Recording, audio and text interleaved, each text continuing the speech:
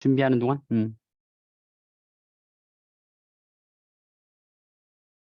네, 안녕하십니까. 질적 연구 방법 워크샵을 시작하겠습니다. 저는 워크샵 진행을 맡은 인하대학교 다문화 교육학과 오영섭입니다. 만나서 반갑습니다. 이번 워크숍 제목은 질적 연구자 되기입니다.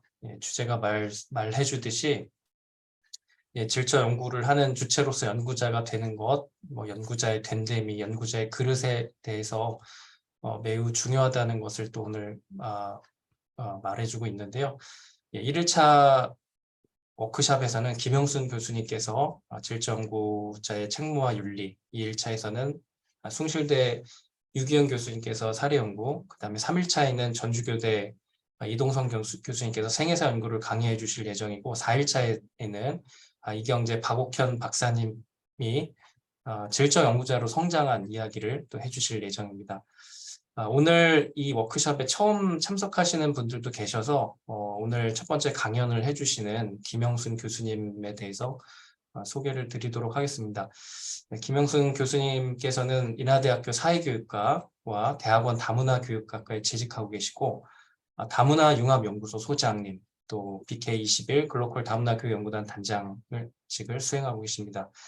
지금 여러분들이 참여하고 계신 질적연구방법 캠프를 2015년부터 시작을 하셨고요. 교수님께서 올해로 17회째를 맞이하고 있습니다.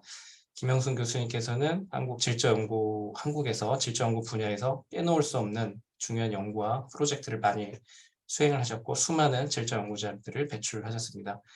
특별히 오늘 교수님 강연 제목인 질적연구자의 책무와 윤리는 교수님께서 항상 강조해 오신 부분이기도 합니다. 교수님이 저술하신 질적연구의 즐거움에서도 질적연구의 특성으로서 주요 연구 도구인 연구자 자신, 연구자의 자세에 대해서 강조해서 말씀해 오셨습니다. 그러면 오늘 강의를 해주실 인하대학교 다문화융합연구 소장님이신 김영순 교수님을 모시도록 하겠습니다. 여러분 안녕하세요. 목소리 지금 괜찮을까요? 지금 오영섭 교수님이로부터 소개받은 김영순입니다. 여러분 이제 방학 시작하셨죠?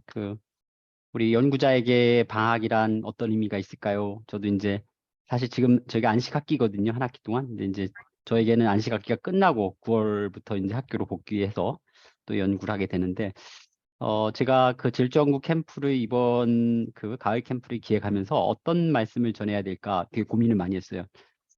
굉장히 질적연구가 역사가 오래돼가지고 늘 하던 거를 제가 문화기술지 쪽에 그런 전문 연구자이기 때문에 그런 말씀을 많이 드렸는데 2차 때는 이제 그 얘기를 좀 할 거지만 우리 질적연구자의 가장 중요한 게 과연 무엇일까라는 생각을 해봤어요. 우리가 양적 연구자들, 질적 연구자가 아닌 연구자들에 비해서 질적 연구자가 가져야 되는 그 어떤 비전 이런 거 과연 뭘까를 한번 안식학기 동안 되게 고민을 많이 했어요. 질적 연구자가 그냥 자료의 약탈자야만 되느냐? 아니면 질적 연구자가 아까 그 오용섭 교수님이 얘기한 것처럼 연구자가 연구 도구라고 했는데 그 도구가 이기인가? 그들과 우리 사회와 나에게 이기인가? 아니면 무기인가? 뭐 이런 고민들을 많이 했어요. 그래서 질적 연구자들은 높은 그런 윤리와 책무감을 가져야 되겠다. 그냥 단지 논문 하나 쓰는 거, 뭐 소논문이나 학위 논문 쓰는 거에 멈추지 말고 질적 연구자가 가져야 되는 어떤 태도와 자세와 가치를 이거부터 우리가 시작해야 되겠다. 왜냐하면 질적 연구자가 아닌 연구자들이 질적 연구를 어떻게 보냐면 가벼이 봐요. 그냥 뭐 인터뷰 한 거 가지고 정리해가지고 분류해가지고 그냥 얘기한다. 그리고 뭐 질적 연구 논문의 절반은 뭐 연구자의 얘기가 아니라 다른 사람의 얘기 아닌가. 라는 부분에 대한 것들이 얘기를 하죠. 그래서 질적 연구의 그 연구 결과에 사실상 그 인터뷰 내용이라든가 또 참여 관찰의 내용들을 통해 가지고 독자가 그 연구자의 고뇌와 그 연구자의 연구 현장으로 상상하거나 그것으로 소환할 수 있을 정도로 돼야 된다. 그래서 질적연구의 글쓰기가 정말로 윤리적이고 책무감을 담아야 된다. 글쓰기를 그쳐야 되는 것이 아니라 좀 더 사회를 지향해서 사회를 변화시키는 하나의 그 연구 동기를 제공해야 된다. 이런 얘기가 오늘의 중요한 이야기입니다. 그래서 사실 이 이야기는 그 지난번 질적 탐사 학회 이화여대에서 제가 그 질적연구자의 윤리에 대해서 좀 이야기를 했는데 거기에 대해서 업그레이드 좀 시키고 또 정말 국민을 좀 담아서 우리 그 질적연구 캠프에 오시는 그 질적연구 이비 연구자도 계시고 지금 뭐 질적연구를 또 수행하시려는 연구자도 계시는데 그분들께 이런 이야기를 좀 드려야 되겠다라고 말씀을 드립니다. 그래서 강의는 한 시간 한 20분 정도 하고요. 그리고 1시간 20분, 그럼 2시간이네. 1시간 정도 하고 20분 정도 질문 중간에 한번 물론 쉴 거고요. 그렇게 진행하도록 하겠습니다. 먼저 한번 다음 단어를 통해 연상되는 게 과연 뭘까 한번 생각해 봅시다. 뭐 진리, 우리 많이 들어본 말이죠. 정의, 자유, 공정, 상식. 여기서 뭐 정의, 자유, 공정은 뭐 이번 정부가 그런 기치를 내걸고 자유민주주의의 기치를 내걸고 얘기하고 있는 아주 중요한 이슈들이잖아요.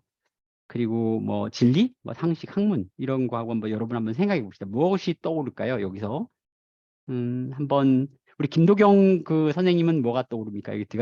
제가 여기 바로 보이는 분이 김도경, 정화정, 일렬에 보니까 최연정 이분들인데 아마 이분들이 일찍 들어오신 분들인가? 아마 순서가 그렇게 되는지 모르겠지만 뭐가 떠올라요? 이거 보니까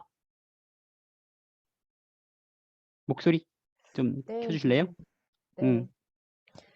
네. 그냥 편하게 어, 얘기하세요. 그냥 우리가 이거 뭐 그 시험 보는 거나 이런 게 네. 아니니까 편하게 본인이 어, 얼마 전에 음, 본인 소논문의 상상력에 대한 이야기를 했잖아. 인문 치료에서의 상상력이 매우 중요하다. 내러티브에서 상상력을 한번 발휘해 봅시다.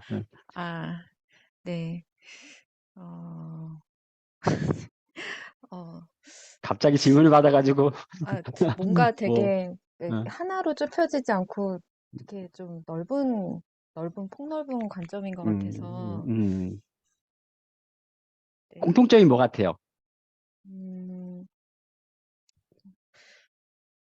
정의, 뭐, 자유, 사람, 연구자라는 공통점이 없을까요? 한번 뭐 인간, 인간, 뭐 인간인 것 같습니다. 시민, 그죠? 근데 학문이 네.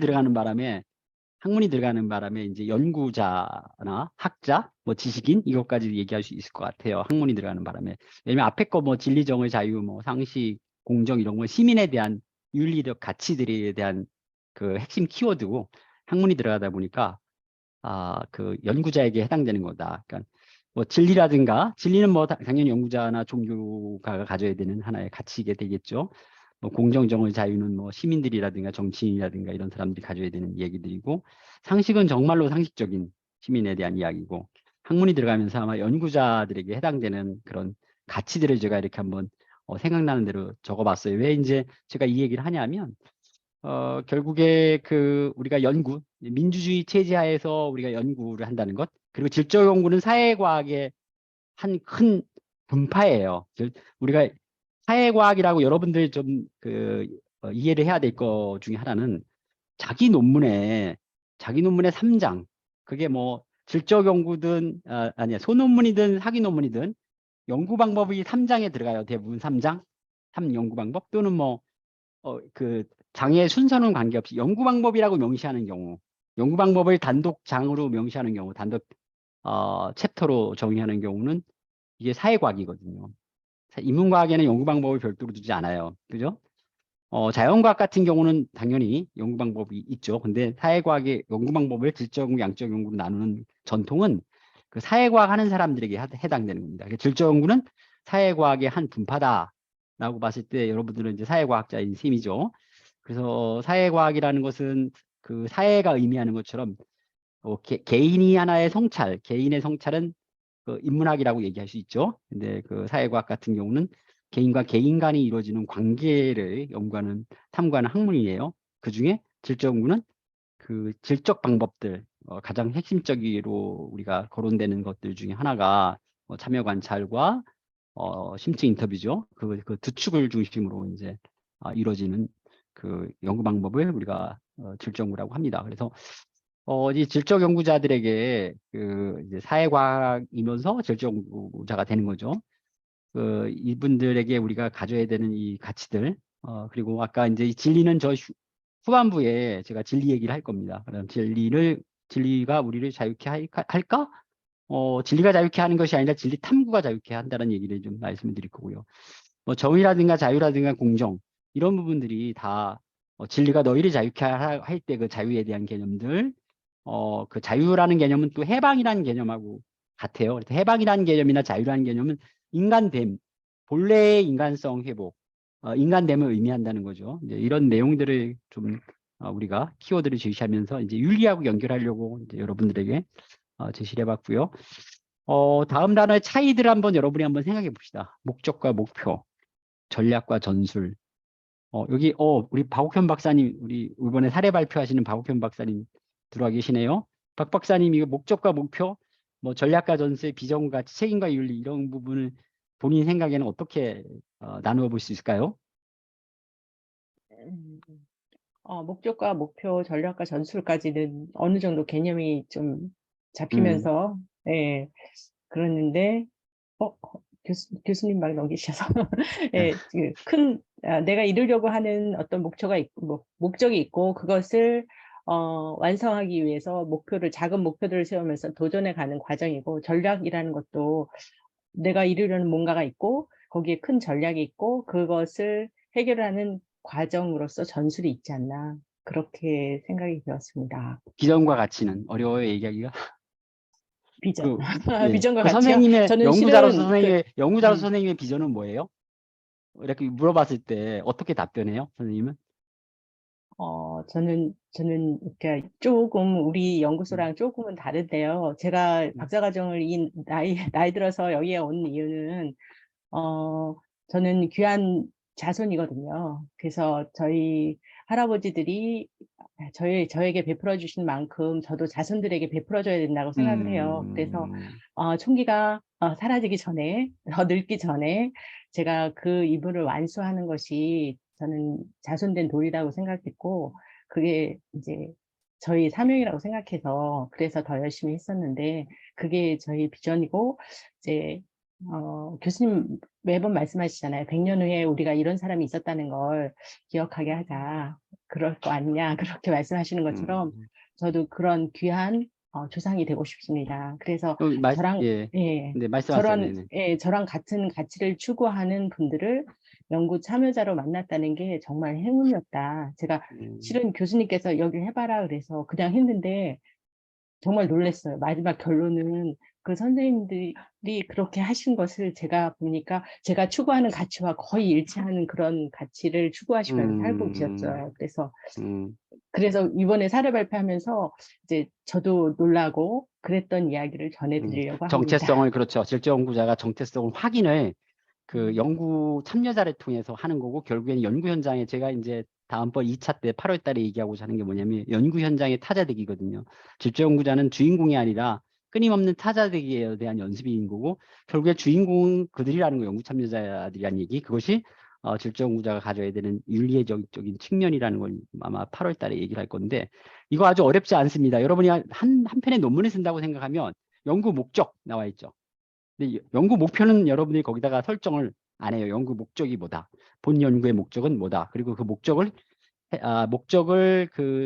뭐랄까, 그 부각시키기 위해서 문제를 설정하고 문제를 해결하는 방법이 연구 방법인 거예요. 그게 이제 전략과 전술 같은 거예요. 그러니까 목적이 제한되면 목표는 그 하위의 어떤 목표들, 그러니까 논문에서는 여러분들의 그 어떤 목표들을 상세하게 들여다볼 수는 없지만 아예 목표들이 설정됩니다. 근데 우리는 사실 연구 목적이라고 해놓고 또 영어로 번역할 때는 the aim이라고 쓰잖아요. 목표처럼 얘기하는데, 그게 이제 조금 여러분들이 조금 혼돈할 수 있는데, 목적 속에서 그 목표들이 구성될 수 있다고 봅니다. 예를 들어서 연구 목적은 하나가 되잖아요. 예컨대 그 박사 논문이라든가 소논문에서 연구 목적이 하나지만 여러분들이 이루고자 하는 그 내용들, 그러니까 연구 문제에 대한 그러니까 연구 문제가 보이지 않는 목표로 설정이 되는 거죠. 실제로 봤을 때. 그래서 연구 목적과 연구 문제의 부합성, 또 그런 연구 문제를 해결하기 위해서 방법으로서 전략과 전술을 가져오는 거예요. 그래서 전략이라는 것은 크게 여러분들이 뭐 스트랙티지냐 타켓이냐 이렇게 뭐 나누기도 하지만 예를 들어서 그 커다란 그 목적을 달성하기 위한 하나의 어떤 전략들을 예컨대 연구 방법으로 설정했다면 그 뭐 연구 방법도 최근 들어서는 뭐 질적연구가 있으면 질적연구에서의 그 하위 유형들 질적연구를 구성하고 있는 여러 연구 방법들을 가져오거나 혹은 그 연구 방법 융합해 가지고 질적연구의 여러 측면들을 융합해서 뭐 현상학적 사례 연구라든가 생애사적 사례 연구, 생애사 연구와 사례 연구가 결합되는 생애사 사례 연구라든가 이런 그 연구자가 그 연구 문제를 잘 해결하기 위한 특정한 질적연구의 유형 하나만 가져오는 게 아니라 본인이 그 어떤 조작적인 그런 그 방법들을 통해 가지고 전략을 세우고 전술을 만들어낼 수 있다라는 거죠. 그래서 여기서 전술이라는 것은 여러분들이 자료 수집하는 방법, 분석하는 방법, 그러니까 연구 방법이 설정되면 그 연구 방법에 따라서 자료 수집하고 자료 분석 방법이 나오는데 그 자료 수집 내에 어떻게 연구 참여자를 선정하고 연구 참여자 선정이 굉장히 중요하잖아요. 내가 어떤 집단에 참여 관찰할 것인가, 그 집단 속에서 어떤 사람들을 연구 참여자로 선정할 것인가에 대한 부분이거든요. 그래서 그 연구 목적과 연구 문제에 잘 부합할 수 있는 그런 연구 참여자들을 설정하는 거죠. 실제로 이런 부분들은 사실 그 굉장히 그 신뢰성이나 타당성을 그 질적연구가 확보하는 가장 중요한 거예요. 그러니까 내 연구에 타당한 사람들이 과연 뭘까? 예를 들어서 뭐 이주민 실천가 연구를 한다 그러면 1년 실천한 사람, 1년 활동한 사람이 연구하는 것보다 10년, 뭐 15년, 20년 연구한 사람이 훨씬 더 좋은 자료들을 제공해 줄 수 있죠. 실제로 연구자에게. 그러니까 그러한 그 연구 참여자를 선정하는 그 기준, 그다음에 연구 참여자들과 라포를 형성하는 방법, 또 그 연구 참여자들에게 던질 수 있는 질문의 어떤 목록들을 만들어내는 방법들, 질문의 유형과 목록을 작성하고 또 연구 참여자들을 그 만나는 시간, 또 만나서 그들과 그 심층 면담을 하면서 현장에서 제기될 수 있는 내가 어떤 질문의 목록들을 얘기를 했는데 그 본인이 예상 이해의 어떤 답변들 그런 부분들을 어떻게 대처할 것인가에 대한 부분들 또 수집된 자료들을 어떤 방식으로 정리하고 또 분류하고 또 해석할 거 이런 부분들이 아마 전략과 전술에 해당되지 않은가라는 생각이 들어요. 근데 여기까지 좋아요. 질적연구자들이 목적, 목표, 전략과 전술은 다 해요. 논문을 통해서 여러분들이. 그런데 정작 이 연구가 어떤 비전을 갖는가, 어떤 가치를 갖는가. 비전은 좀 추상적인 거죠. 지속 가능한 다문화 사회에 기여한다라든가, 뭐 우리 사회를 변혁적으로 혁신시켜야 된다든가 이런 좀 더 이렇게 좀 아까 저기 그 박옥현 박사님이 얘기한 것처럼 100년 후에 그 여러분의 논문이 여러분의 연구가 어떤 평가를 받을 것인가. 여러분 그 100년 후에도 여러분의 논문이 인용될 수 있어요. 그게 놀라운 거죠. 왜냐하면 우리는 지금도 100년 전의 이론들을 뒤져보잖아요. 그리고 100년 전의 이론을 사용한 최근의 논문들을 여러분이 접할 수 있겠죠. 뭐 예컨대 뭐 칸트, 헤겔, 뭐 그 이후로 뭐 하버마스라든가 여러 연구자들을 여러분들이 거론하는 것은 그 연구자들이 그 위에 플라톤, 아리스토텔레스를 언급하기도 하고 성경을 언급하기도 하죠. 2023년이니까 2023년 그건 또 예수 탄생이 2023년이구나. 그 성경이 쓰여지니까 여러 그 제자들로부터 성경이 쓰여진 그것들을 실제로 인용하기도 하잖아요. 그런 거 보면은 그 여러분들이 100년 후 이후에 여러분의 연구가 평가를 받을 수 있다라는 거죠. 여러분은 죽고 이 세상에 없지만 여러분의 글들은 남아가지고 연구자들에게 영혼이 될 수 있다라는 사실이에요. 그러니까 여러분들이 그 논문 하나, 글 하나를 쓸 때 소홀할 수 없다라는 개념들이잖아요. 근데 이러한 비전과 가치를 본인들이 자신의 연구 논문 속에서 또는 박사학위 논문 속에서 이거를 가지고 그것까지 생각하면서 쓰는 연구자가 과연 몇 명일까? 만약 여러분들이 저는 정말 그래요라고 그러면 제가 할 말이 없지만 극히 많지는 않을 거라고 저는 생각해요. 근데 여러분들이 오늘 강의 이후부터 아마 여러분들이 암암리에 본인들이 잠재적으로 그런 생각을 갖고 있을 수도 있어요. 근데 그것을 표명하는 게 굉장히 좋을 것 같아요. 그러니까 내 이 연구가 100년 후에 평가받을 수 있다는 거고 내 연구가 내가 이 연구를 함으로써 사회를 변화시키고 변혁시키고 좀 더 질 높은 인간다운 사회를 지향하고 있구나라는 부분들에 대한 것들을 가져야 된다라는 부분이에요. 그게 아마 비전과 가치예요. 그다음에 책임과 윤리는 이 책임과 윤리라는 것은요. 논문 안에서 요즘에 질적연구는 그 IRB라고 하는 기관생명윤리위원회의 규정들을 따르게 돼 있죠. 거기에서 굉장히 소극적인 거예요. 제가 봤을 때 여러분들은 그게 굉장히 연구자를 올가매고 이것 때문에 뭐 그 논문 쓰기도 힘들고 논문 쓰기 전에 프로포절 하기 전에 IRB에 대해서 받아야 되고 하는 것들이 부담이 될 수 있는데 그것은 제가 봤을 때는 굉장히 소극적인 윤리적 행위예요. 그래서 그 사실상 그 논문에다가 뭐 자료를 수집할 때 또 뭐 그 연구자들의 어떤 연구를 설명하고 할 때 동의를 받는 거라든가 이런 부분들에 대한 그 여러분들이 그걸 명시하잖아요, 실제로. 그런데 그것은 굉장히 소극적인 거다. 그걸 넘어서서 정말로 연구자의 책임과 윤리가 뭘까를 한번 좀 더 고민해 보자라는 입장에서 제가 다음 단어의 차이를 여러분들에게 여쭤봤습니다.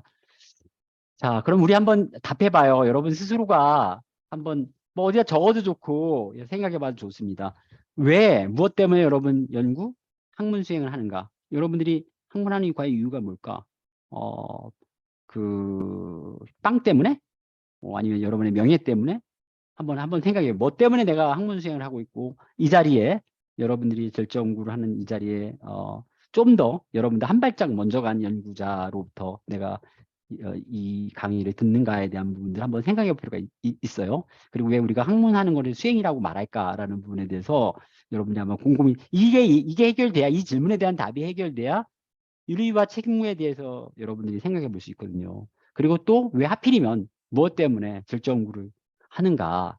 그리고 질적 연구자는 어떤 삶을 살아야 하는가? 제가 질적 연구를 질적 연구의 그런 학문의 그런 그 과정에 입문해서 지금까지 쭉 살아오면서 저도 노력을 해요. 저도 내가 진정한 질적 연구자인가라고 항상 성찰하고 또 제 스스로에게 채찍을 합니다. 왜냐하면 여러분들이 한 편의 소논문 또 하나의 질적 연구의 박사 논문 아주 주옥 같은 박사 논문을 써요. 근데 박사 논문을 보면 또 이 결론에 가서 여러분들의 어떤 그 결론 내리고 그걸 통해서 보면은 굉장히 이 자신의 박사 논문이 그 해당 분야의 어떤 문제를 해결하고 사회를 변화시키는 것처럼 실제로 보이기도 하죠.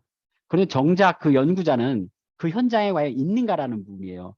어떤 분들에게 제가 이제 연구를 하는 이제 뭐 그 동료 교수들, 또 선후배 교수들하고 얘기를 많이 하는데 이렇게 얘기하는 사람도 있어요. 아니 연구자가 행위까지도 그럴 필요가 있는가? 연구는 연구일 뿐이다라고 하는 사람이 실제로 있어요. 저는 그것을 유사질적 연구자, 또는 사이비질적 연구자라고 얘기를 해요. 질적 연구는 여러분들이 종교도 사이비 종교라고 얘기하잖아요. 그러니까 연구도 마찬가지거든요. 그러니까 말만, 글만 질적 연구라고 해서 여러분들에게 질적 연구자에 대한 레벨링을 붙일 수 없다라는 거죠. 그래서 여러분들이 자신이 논문에 기록했던 부분들을 수행하고 이행하는 것들 이런 부분들까지도 여러분들에게 질적 연구의 학문 수행의 과정에 들어갈 수 있고 그것이 윤리가 아닐까라는 생각이 듭니다. 그래서 제가 최근에 가장 고민하고 생각하고 하는 이야기가 바로 이 당신은 나를 보시는 하나님이십니다라는 내용인데요. 한 달 전에 제가 저는 뭐 아시는 분 알 거예요. 제가 강원도 양구에서 여러분들 여기 공존과 이음의 회원분들은 이 수강을 지금 이제 무료 수강을 하고 계시잖아요.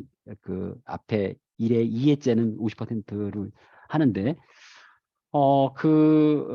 공존과 이음에 어떤 분께서 봉사를 왔어요. 봉사를 와가지고 4박 5일 정도 봉사를 하셨어요. 뭐 풀도 메고, 그러니까 풀멍이라고 제가 표현했는데 물도 주고 물멍이라고 표현합니다. 그래서 여러분 풀멍, 물멍, 불멍이라는 얘기는 들어봤지만 풀멍, 불멍 이런 얘기 못 들어봤죠. 꽃멍 이런 얘기 못 들어봤을 거예요. 근데 그 멍이라는 개념 속에는 모라의 지경, 몰입의 지경 그런 경지까지 가는 거를 표현해요. 근데 이분이 이제 다 이제 저희 봉사 임무를 다 하고 봉사를 다 하시고 나서 제가 이렇게 선물 하나 줬는데 책을 줬어요. 책을.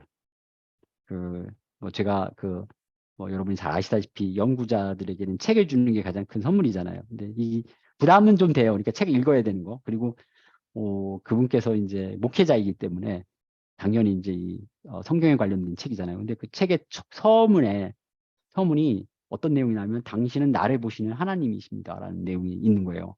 내가 그 순간 이게 창세기의 말씀이에요. 그 순간 깜짝 놀랐어요. 저는 개신교도도 아니고 저는 이제 여러분이 그 인류학을 하게 되면 모든 종교에 대한 다양성을 인정하기 때문에 특정 종교를 신봉하지 않아요. 모든 종교에 대한 다양성의 가치를 갖고 존중하고 있습니다.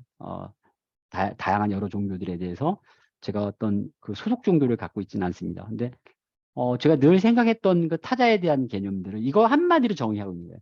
하나에 대한 정의. 창세기라는 그 성경 속에서 이 아주 오래된 말씀이잖아요.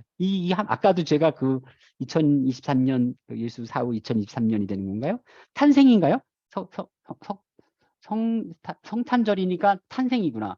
2023세가 되신 거네. 실제 살아계셨으면.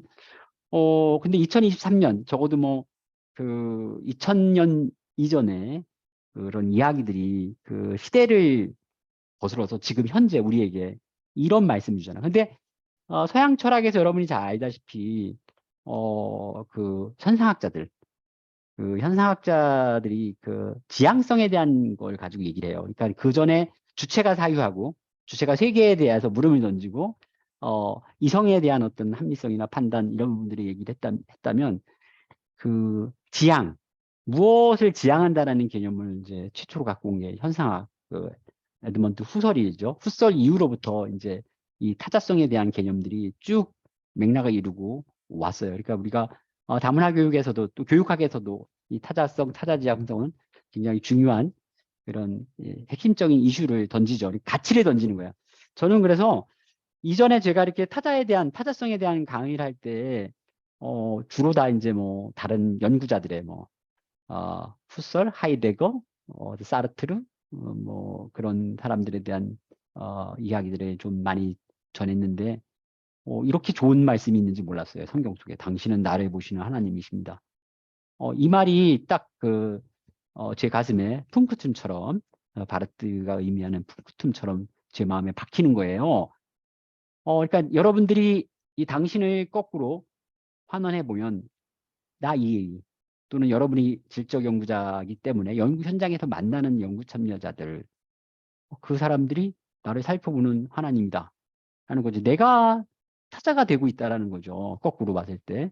그래서 질적 연구자들은 타자에 대한 개념들을 지금 요 성경의 문장으로 압축되듯이 바라봐야 되지 않을까. 이것이 있어야만 결국에는 질적 연구자가 윤리적인 그런 자리에 올라가지 않을까라는 생각이 들었습니다. 두 번째 얘기는 질적 연구자의 아까 윤리에 대한 얘기를 하면 굉장히 그 심오하고 생각을 많이 해야 될 부분이에요.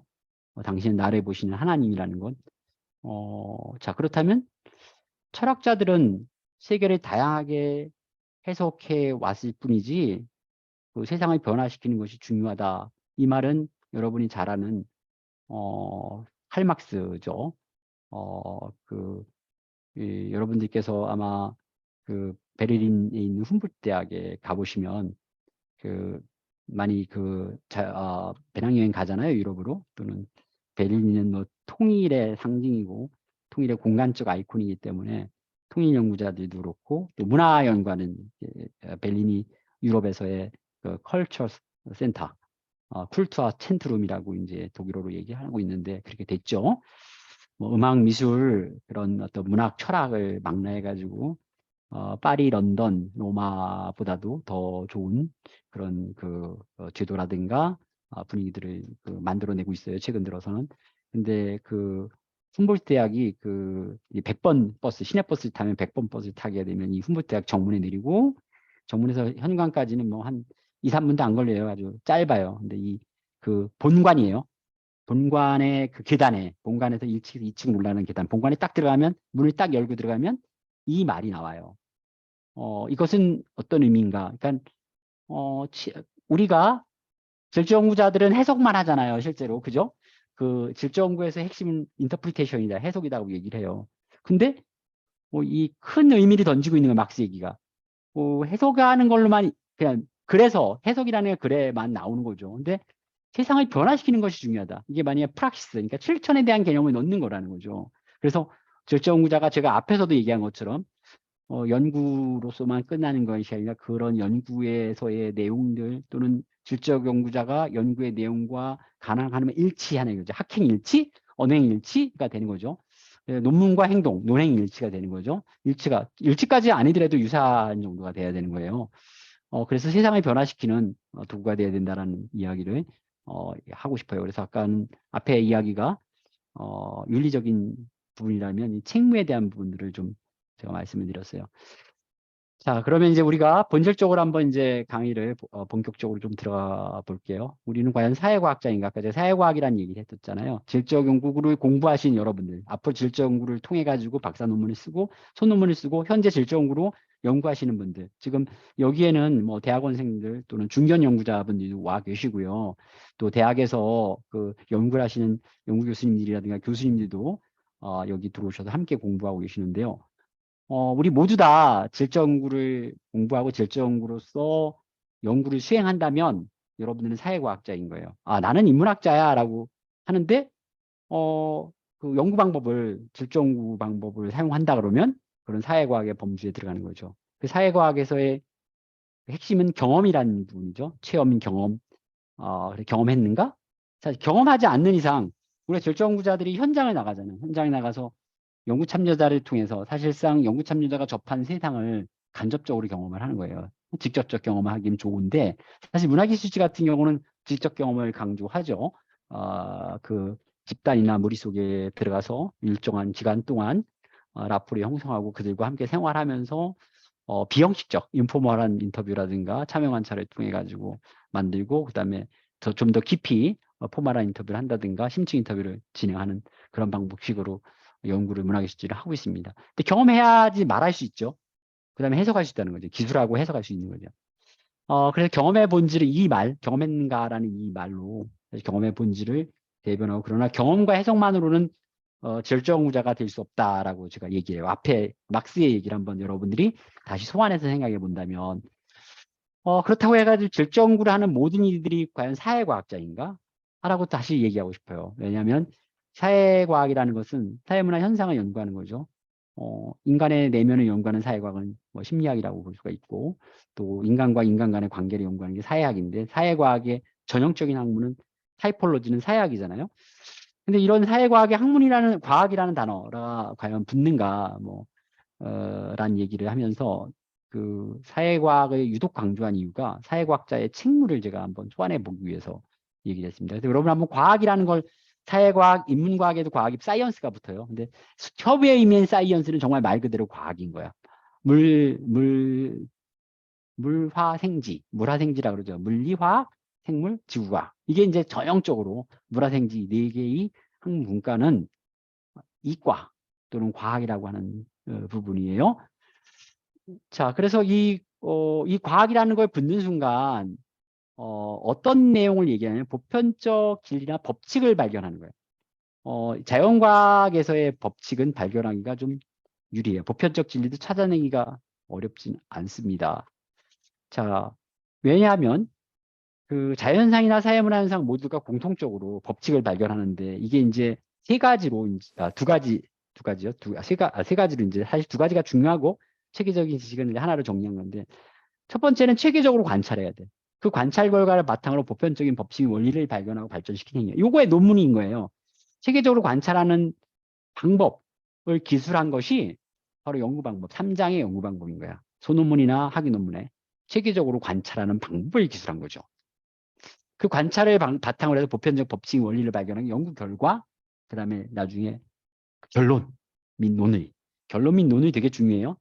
그러니까 결론에는 되게 요약하고 논의하고 지원을 하는데 그 되게 요약하는 걸만 가지고선 썸머리라고만 해서 결론이 도출되는 게 아니에요. 컨클루션을 얘기를 할 때 썸머리하고 디스커션하고 프로포저를 같이 넣어야 돼요. 경우에 따라서 최근에 질적 연구의 경향 중에 하나는 그 연구자가 한 단위의 연구를 끝내면서 그 경계지어진 한 단위의 연구를 끝내면서 연구자가 과연 스스로 어떻게 그 실천했고 어떻게 다른 세상을 경험했고 이런 내용들까지도 그 에필로그 같은 형태로 담기래요. 아예 어떤 논문들과 최근에 이제 저희 제자들의 박사 논문에는 에필로그라고 해가지고 실제로 등장하기도 합니다. 그리고 이에 대한 방법론을 과학이라고 해요. 그러니까 우리가 여기 앞에 1번 또 여기에 대한 방법론을 사실 과학이라고 한다는 거죠. 그러니까 좁은 의미의 질적 연구를 선택하면서 그 연구 방법을 3장에다 썼을 때 요 자체를 우리가 과학이라고도 할 수 있다는 거죠.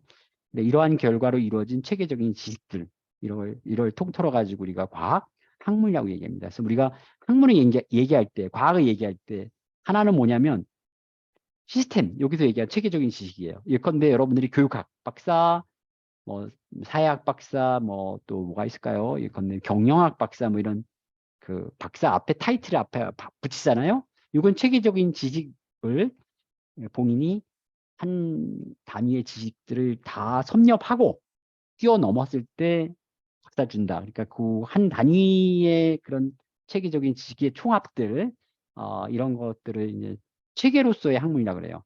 근데 여기서 빠져 있는 게 뭐냐면 수행 과정으로서의 학문이 빠져 있는 거예요. 그러니까 예를 들어서 여기 앞에 있자 1번 행위라고 했잖아요. 그 법칙 및 원리를 발견하는 행위. 이게 바로 수행으로서. 그러니까 우리가 학문이라고 얘기하는 거, 과학이라고 얘기하는 것은 그 수행을 통해 가지고 얻어진 결과가 체계적으로 묶여진 것도 과학, 학문이라고 얘기할 수 있고 그 과정, 그러니까 프로세스나 퍼포먼스 하는 거죠. 여러분이 논문을 발표하는 것, 자료를 수집하는 것, 그 다음에 지금처럼 강의를 듣고 이렇게 하는 행위들 이런 것들도 모두 다 사실 학문적인 행위라는 거예요. 그게 학문이라는 거예요.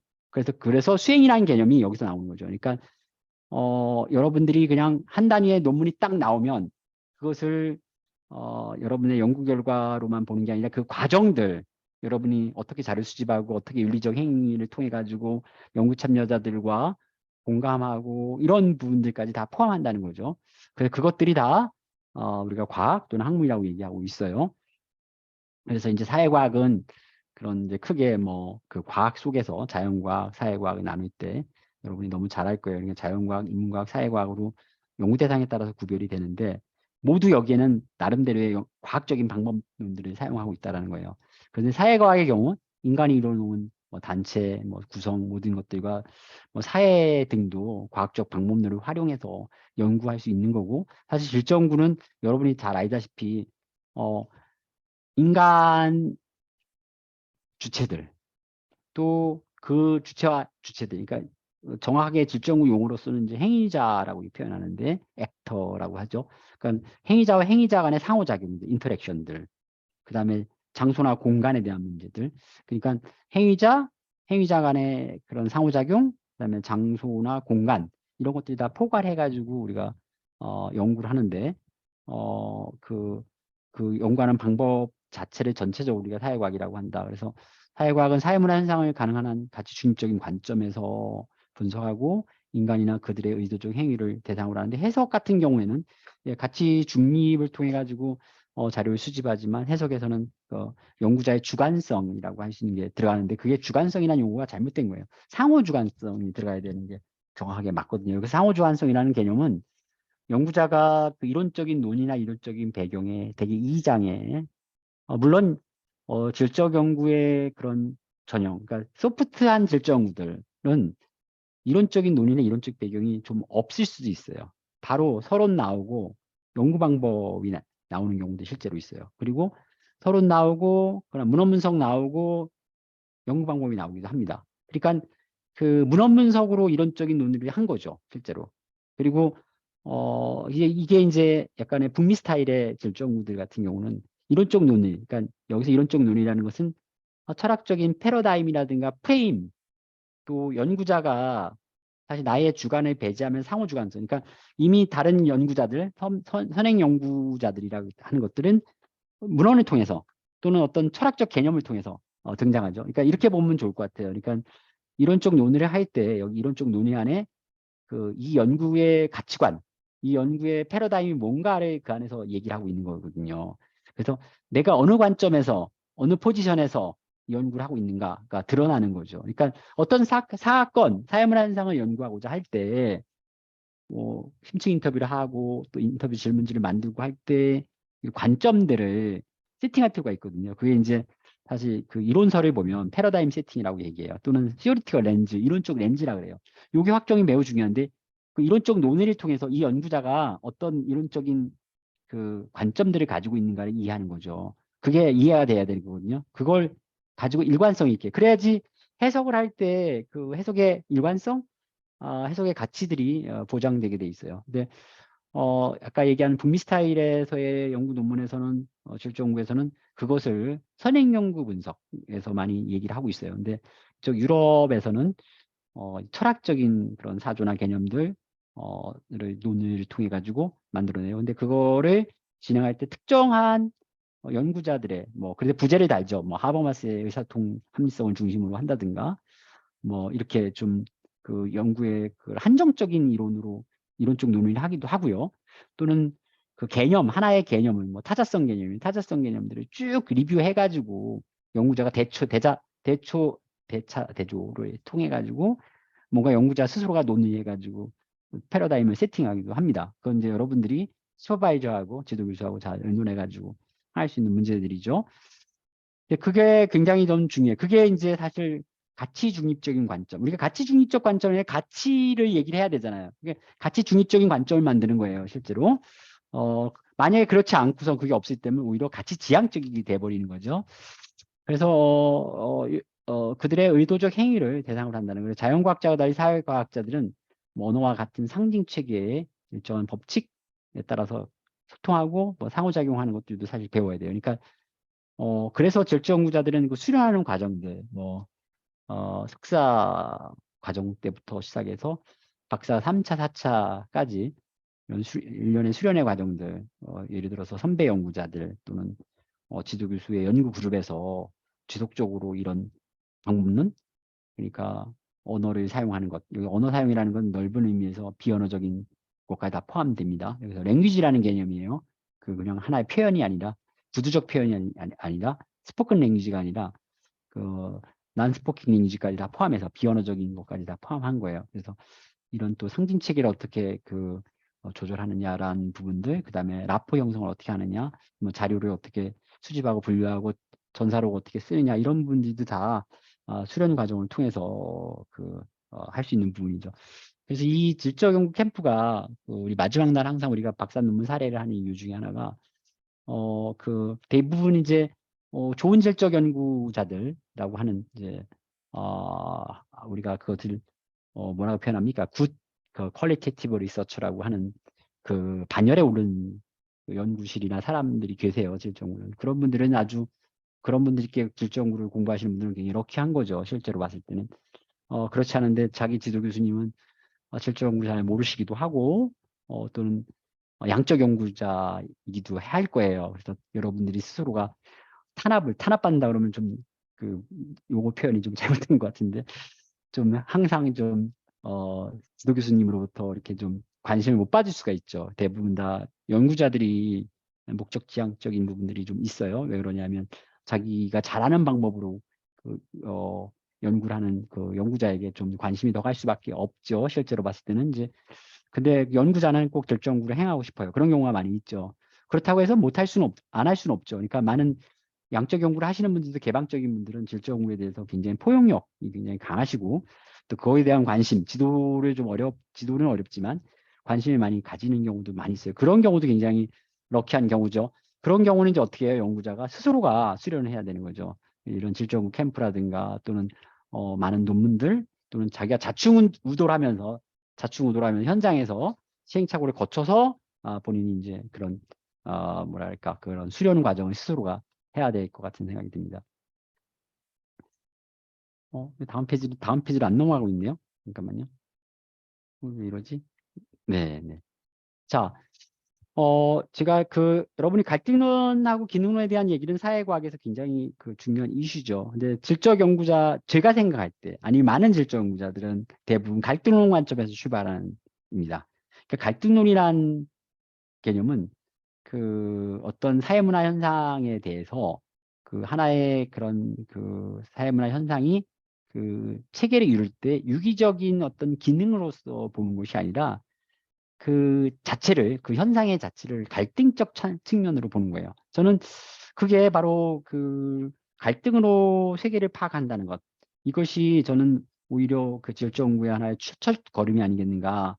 갈등으로 출발한다는 것은 호기심을 던지고 그것을 석연치 않게 바라보는 거죠. 사회문화 현상에 대해서. 저거는 뭐 그냥 잘 체계로 잘 이루어지고 기능으로 다 조합되고 그런 게 아니라 그 안에서의 갈등에 초점을 맞추고 어떻게 충돌하고 있는지 그 충돌하는 지점이 있어야지 협력 내지는 공감하고 이해할 수 있는 연대할 수 있는 뭔가를 내놓을 수 있다라는 거죠. 그래서 저는 질적연구의 출발은 갈등에서 출발해야 되지 않는가라고 해요. 그래서 저는 여기서 제가 정의하고 싶은 건 뭐냐면 우리가 질적 연구자로서 우리 사회과학자라고 불릴 수 있어요. 네, 여러분이 스스로가 사회과학자라고 생각한다면 사회과학 방법론 안에서 질적 연구 방법론을 활용하고 또 사회문화 현상을 탐구하고 여러분의 그 기본적인 포지션을 갈등론에 놓고 봐야 되지 않는가라는 생각이 들어요. 그 갈등론을 대표적으로 갈등론을 천명한 사람이 앞에 우리가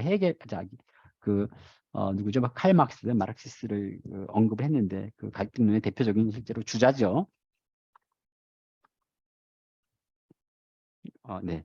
그 사회과학자는 그 상호작용을 배워야 된다고 얘기했고, 그 다음에 그 사회문 현상을 파악하고 갈등으로 파악한다 그랬어요. 질문과 호기심으로 세계를 바라봐야 한다는 건.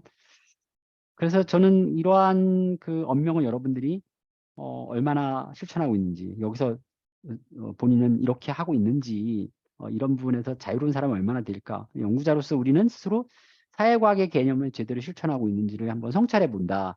이 성찰하는 것, 여러분들이 내가 연구를 하면서 그냥 앞만 보고 다닐 수 있죠. 어떻게 하면 내가 이 자료 수집을 잘하고 자료 분석을 정말 깔끔하게 해가지고 그 논문의 그 커미티 심사위원회로부터 지적을 덜 받을까? 이게 전 중요하다고 생각 안 해요. 여러분들이 기초, 윤리적인 기초가 다 돼 있다면 그것이 글로 나타날 수밖에 없어요. 그래서 저는 연구하는 단계에서 끊임없이 나 스스로를 성찰해 본다는 거. 내가 과연 사회과학자인가? 나는 갈등으로 이걸 바라보고 있는가? 라는 측면들을 매일 나에게 질문을 던지고 찾는 거 이것이 저는 윤리적 행위가 아닌가라는 생각이 실제로 듭니다. 그래서 저는 이제 사회과학자를 갈등 조정자 또는 질적연구자를 갈등 조정자라고 이야기하고 싶어요. 그래서 사실 왜 그러냐? 사회문화 현상을 갈등으로 파가라 그랬잖아요. 그래서 그 사회문화 현상에 대한 솔루션을 제공하는 거죠. 사회 변화를 제공한다라는 입장에서 사회에서 일어나는 갈등에 개입해서 이를 조정하는 사람이 아니라 실제로 갈등 조정자가 갈등으로 사회를 파악하고 이를 넘어 사회 변화를 위해 실천하는 사람. 저는 이런 사람들을 아마 갈등 조정자라는 표현을 좀 하고 싶어요. 그래서 갈등 조정자는 사회에 대한 어떤 연구자 관점을 가져야 되는가. 이제 뭐 사회과학의 두 가지 관점 중에 거시적 관점과 미시적 관점이 실제로 있어요. 그래서 뭐 여기 거시사회학이나 미시사회학은 제가 말씀을 드리지 않을게요. 어떤 부분인지 잘 알 겁니다. 근데 사실 거시나 미시 모두 다 질적연구자에게 굉장히 필요한 커다랗게 이 분석을 할 때는 사실 미시적인 관점들을 많이 동원하죠. 물론 미시적 관점에 적합한 그런 문화기술지 방법 같은 경우도 실제로 존재해요. 그거를 이제 가핑클 같은 사람들 같은 경우는 그 상징적 상호작용론이라는 그런 우리가 크게 거시사약하고 미시사약을 얘기를 할 때 거시사약하는 기능론 갈등론이 있고요. 제가 이제 사회과학자는 갈등론을 보라고 얘기를 했었죠. 그러면서 미시사회학적 관점에서 그 상적 상호작용론이 있어요. 인간의 어떤 태도라든가 인간이 어떻게 상징을 사용하고 있는지에 대한 부분들. 그래서 뭐 언어적, 비언어적 표현부터 시작해서 그들의 태도나 가치 이런 걸 보잖아요. 실제로. 그래서 이런 것만 깊이 있게 연구하는 그 경우는 이제 정말로 참여 관찰할 때라든가 또 심층 인터뷰할 때 꼼꼼하게 파악을 하죠. 머리를 극적인다, 눈을 깜빡거린다, 뭐 잠시 침묵한다. 사실 이런 것들을 여러분들이 전사록에 담진 않잖아요. 근데 일단의 그런 그 문화기술지 방법에서도 민속지학이라는 방법이 있어요. 민속지학 방법론을 하고 있는 그런 연구자들은 이런 부분을 아주 중요하게 생각해요. 미시적인 행위들. 아마 여러분들 중에서 특히 뭐 수업 연구라든가 또 교수학습 행위라든가 교사와 학생 간의 어떤 그런 걸 연구하시는 분들은 이 방법론을 많이 사용할 수 있어요. 그러니까 우리 학교에 이제 손민호 교수 연구팀에서 이제 가끔 저희가 질적연구의 그 연구 그룹을 초대도 하긴 하지만 굉장히 미시적이에요. 근데 그 미시적이다 보니까 그 갈등론이 얘기하고자 하는 어떤 그런 커다란 사회 문제들을 그런 뭐 헤게모니를 파악한다든가 그걸 통해 어떻게 헤게모니를 파악하고 정할 수 있는 방법론을 제공한다든가 이런 부분에서 조금 좀 피해가는 부분들도 없진 않습니다. 그래서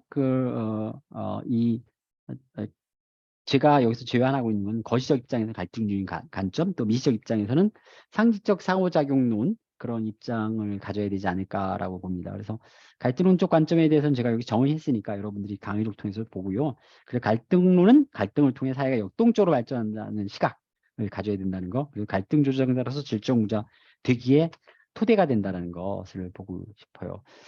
자, 그렇다고 이제 제가 이제 갈등으로 세상을 바라볼 때 사실 갈등은 협동이나 경쟁, 교환 등과 같이 사회적 상호작용의 한 유형인데, 저는 갈등을 하나의 그런 협동, 경쟁, 교환과 똑같은 그런 배열을 놓지 않아요. 이 갈등은 협동, 경쟁, 교환 이 모든 것을 포괄할 수 있다고 봐요. 그래서 이게 변증법적으로 협동, 경쟁, 교환이 일어나고 갈등이 일어나고 또 다시 갈등이 완화되면서 뭐 서로 교환하고 협동하고 또 그 안에서 또 갈등이 파생되고 끊임없어요. 그러니까 동적인 관계가 될 수밖에 없죠. 그래서 제가 사실 이제 공존의 철학이라는 내용들, 공존의 인문학이라는 것을 요즘에 세우고 있어요. 한 5, 6년 정도 됐는데, 그래서 제가 직접적으로 그 공존과 이음이라는 그런 법인을 교육문화 법인 만들면서 이 공존에 대한 개념을 역동성으로 설명을 합니다. 정적인 관계가 아니라. 그리고 공존 그러면 존재가 공동 존재, 똑같이 존재가 정적으로 위치하고 있는 서로 바라봄, 서로 이해하고 공감하는 그런 관점이 아니라 역동적인 과정, 협동 경쟁 교환들이 끊임없이 일어나면서 선으로 사회적 선으로 향하는 과정들을 설명을 해요. 그래서 함께 존재하는 정적 상태가 아니라 함께 존재하기 위한 동적 과정으로 저는 공존을 파악해요. 그래서 공존이 그래서 갈등의 기점이 될 수가 있고 사회적 상호작용이 원활하게 하는 시발점이 될 수가 있어요.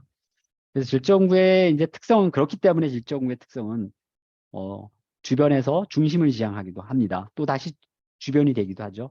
비권력성, 비권력으로 있다가 권력을 획득하는 데 기여하기도 하고 다시 비권력, 끊임없이 아웃사이더 입장에서 그런 좀 뭐랄까 그 권력을 가진 사람들, 권력을 가진 집단에 대한 그런 견제구를 날릴 수 있는 거다. 비구조동에 기인하는 갈등론적 관점이 되어야 된다. 그래서 질적 연구자는 어느 누구의 편이 아니라 헐벗고 짐을 지고 가난한 자의 편이고 곤란과 억압에 빠진 타자를 해방시키는 책무를 가져야 된다고 봐요. 그게 이제 진리는 우리를 자유케 하는가라는 내가 마지막 장에 질문을 던지고 있거든요. 거기에 대한 답을 아마 그때 가서 제가 할 거예요. 그래서 당신은 질적연구자의 책무를 다하고 있는가에 대해서 여러분에게 물어봤을 때 거꾸로 강의하는 저에게 물어볼 수가 있겠죠. 그래서 저는 여기 여러분들이 아마 파워포인트를 보는 것처럼 아까도 잠시 얘기했지만 공존과 이음을 설립하고 좀 공존으로 세상을 보는 이념과 함께 이걸 극복하고자 한번 우리 사회에 실천을 해요. 그래서 적어도 저도 제가 연구하는 연구물들 안에서 실천하고자 노력하고 있어요. 그러니까 실천한다. 그것을 완수했다라고 얘기하기는 되게 어려워요. 끊임없이 노력하고자 해요. 이 공존과 이임의 핵심적인 대상들은 주로 이제 뭐 독거 어르신들 또 다문화 가족의 구성원들이 됩니다. 그래서 강원도 양구가 제 고향인데 고향이 이제 우리가 양구가 국토 정중앙이에요. 북단, 남단, 서단, 동단을 통틀어서 딱 가운데 있어요.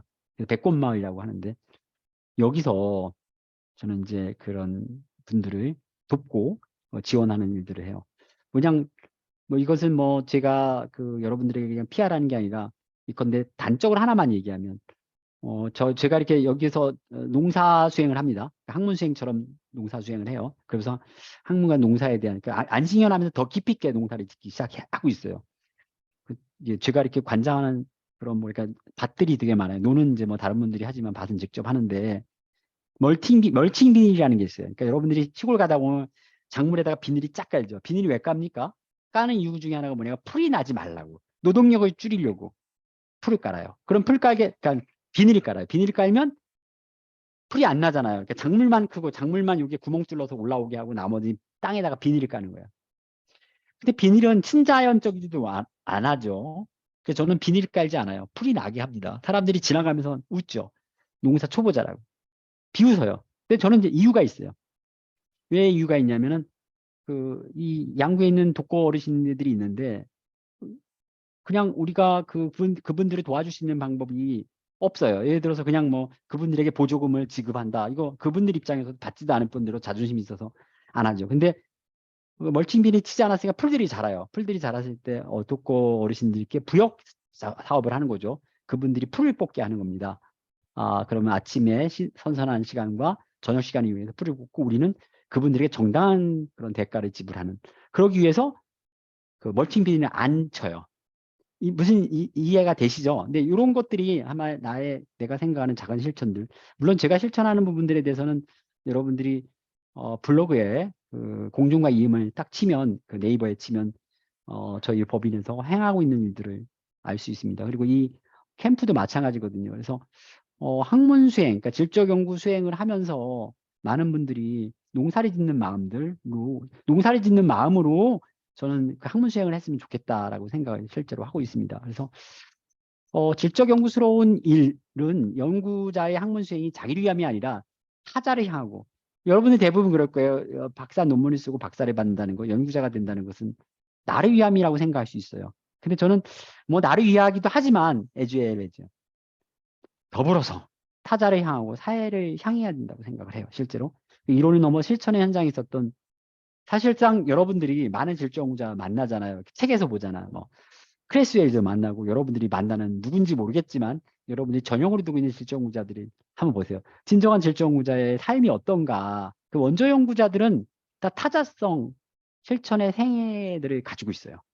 왜 우리는 질적 연구대가들의 타자지향적 삶을 이해를 할 필요가 있다라고 저는 생각을 해요. 그래서 여러분들이 그 질적 연구자들이 쓴 책의 테크닉, 스킬만 보지 말고 연구 방법에 대한 거 보지 말고 그 연구 방법의 내면에 그 사람들의 삶이 어떤가, 그리고 그와 같은 삶을 살고자 하는 것, 타자를 향한 삶을 살고자 하는 것들이 질적 연구자들이 하나의 어떤 윤리적인 행위가 아니겠는가라고 생각해요. 그래서 제가 다문화사회 공존의 인문학이라는 실제 이 책을 통해서 2017년에 썼는데요. 이게 이제 우리 그 교양 수업에 실제로 이것을 얘기를 해요. 그래서 여기서 뭐 제가 구체적으로 그 말씀을 드리진 않을게요. 이게 좀 길어지는 얘기인데, 단지 뭐냐면 우리나라의 교육과정, 여러분들이 다 고등학교 교육과정을 다 이수를 했죠. 근데 여러분들이 아마 교육학을 하시는 사람 이외에 우리나라 교육과정의 이념이 뭐지? 잘 모르실 거예요. 근데 우리나라 교육과정의 가장 큰 이념은 1차부터 7차 넘어서 2015, 2022년 개정교육과정까지 핵심을 뚫고 있는 게 뭐냐면 바로 홍익인간 개념이에요. 널리인간을 복되게 하라.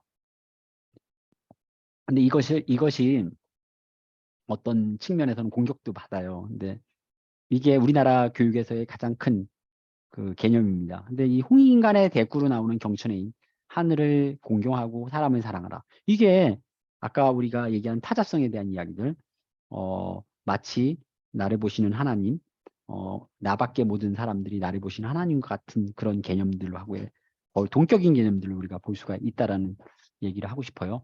그래서 뭐 이 경천의인의 사상들을 우리 서시에서 볼 수 있다든가 그런 얘기를 해요.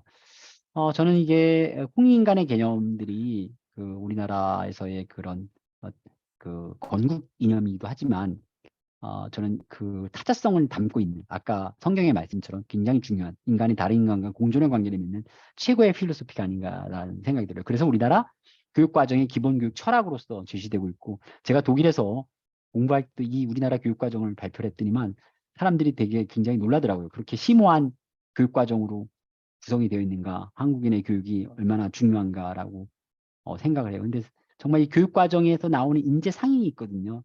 인재상대로 사람들이 그런 교육과정에 구현된 인재상처럼 살면 좋은데 그렇지 못하죠. 우리나라의 최근의 교육과정이 2015년 교육과정이죠. 2022년에도 포함되어 있지만 2015 교육과정에 나오고 있는 것이 창의적 인간이 창의적이 돼야 된다. 이 고등학교 교육까지 마치면 인간은 창의성을 가진 인간이 돼야 된다. 창의적 인간, 자주적 인간이 자기주성이죠. 그래서 질적에서 행위자성이라고 얘기하고 있어요. 자기가 결정하는 거, 자주적 인간. 이 자주적 인간은 아까 얘기한 것처럼 자유에 해당되는 거잖아요. 자유에 해당. 물론 책임이 다르겠지만 자주적 인간.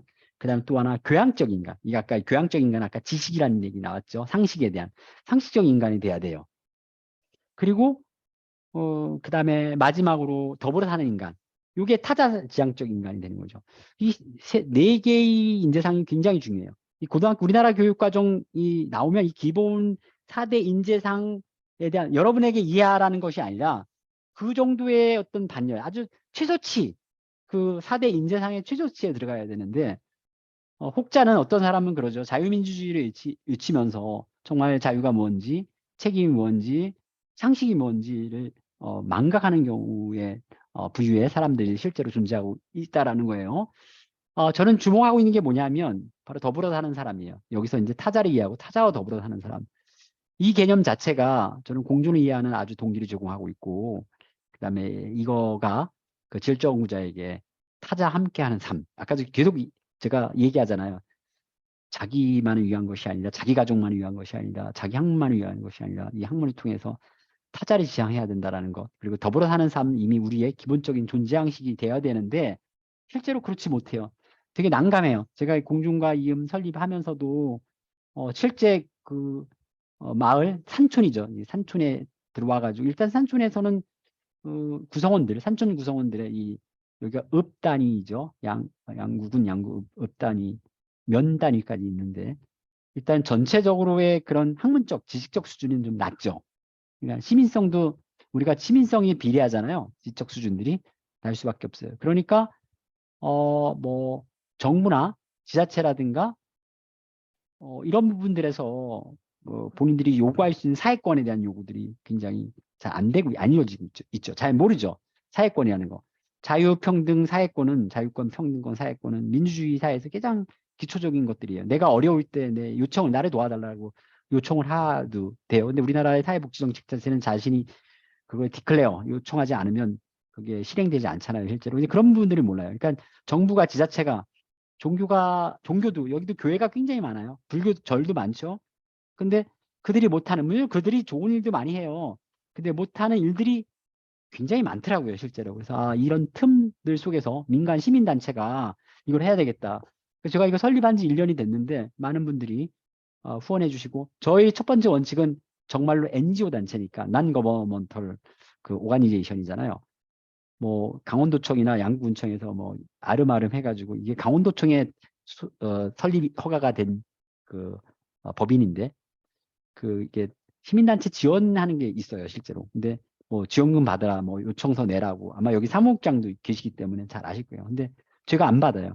그리고 우리 이사님들하고도 이사에서 얘기한 거 중에 하나는 우리는 순수 시민단체 순수한 우리의 돈 그리고 아까도 얘기한 것처럼 제가 꽃차 농사를 져요. 꽃차 농사 져서 뭐 판매는 안 하고 되게 비매품입니다. 저기 전체적으로 다 회원분들에게 꽃차를 보내드리고 들깨 참깨를 통해서 기름들을 보내고 해서 여러분들의 정말로 커피 2잔 값을 가지고 그 자그마한 일들을 하나하나씩 해나가고 있어요. 뭐 리틀 박수건 프로젝트라든가 LED 등 달아주기라든가 뭐 독거노인들 그 뭐 치매 예방 프로그램을 한다든가 최근에 이제 저희가 이제 오늘 아마 뉴스레터가 7월 뉴스레터니까 6월 말까지 6월 한 달 동안 했던 결과들을 법인의 결과들을 뉴스레터로 보냈는데 여러분들이 발룬티어를 좀 모집을 합니다. 실제로 이제 그 다문화 가정 자녀들의 진로 5개 분야의 진로 를 지도해 줄 분 주무를 해요. 그리고 나중에 캠프만 한꺼번에 할 건데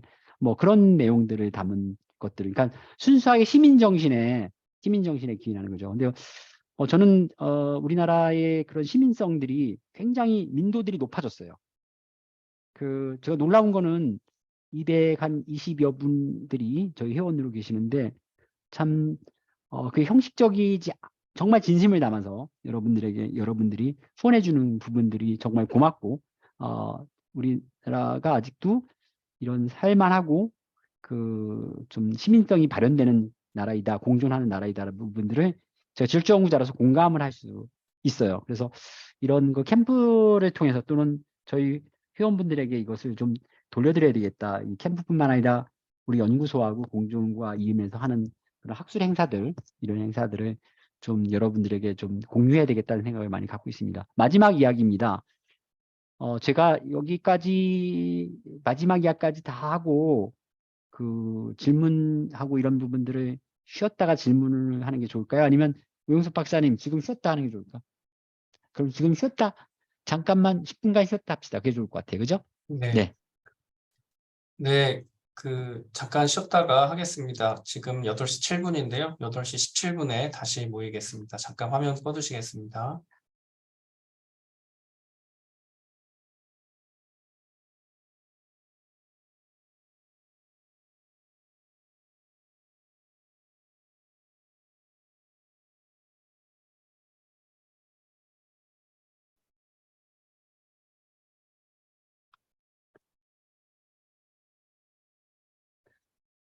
자, 공유됐나요?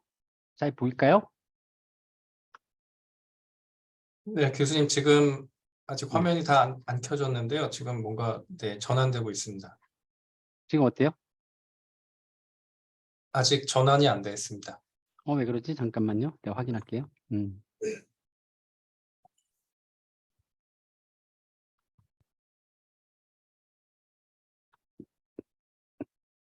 잠깐만 기다려 보세요. 지금도 안 됐나요? 네, 안 다시 됐습니다. 이게 없어졌구나.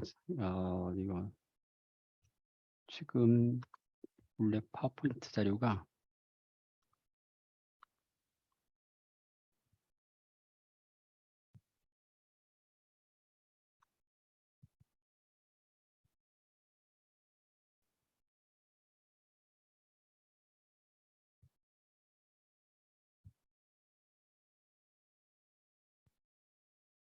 다시 한번 할게요. 지금 보이나요? 이제? 네, 보입니다, 교수님.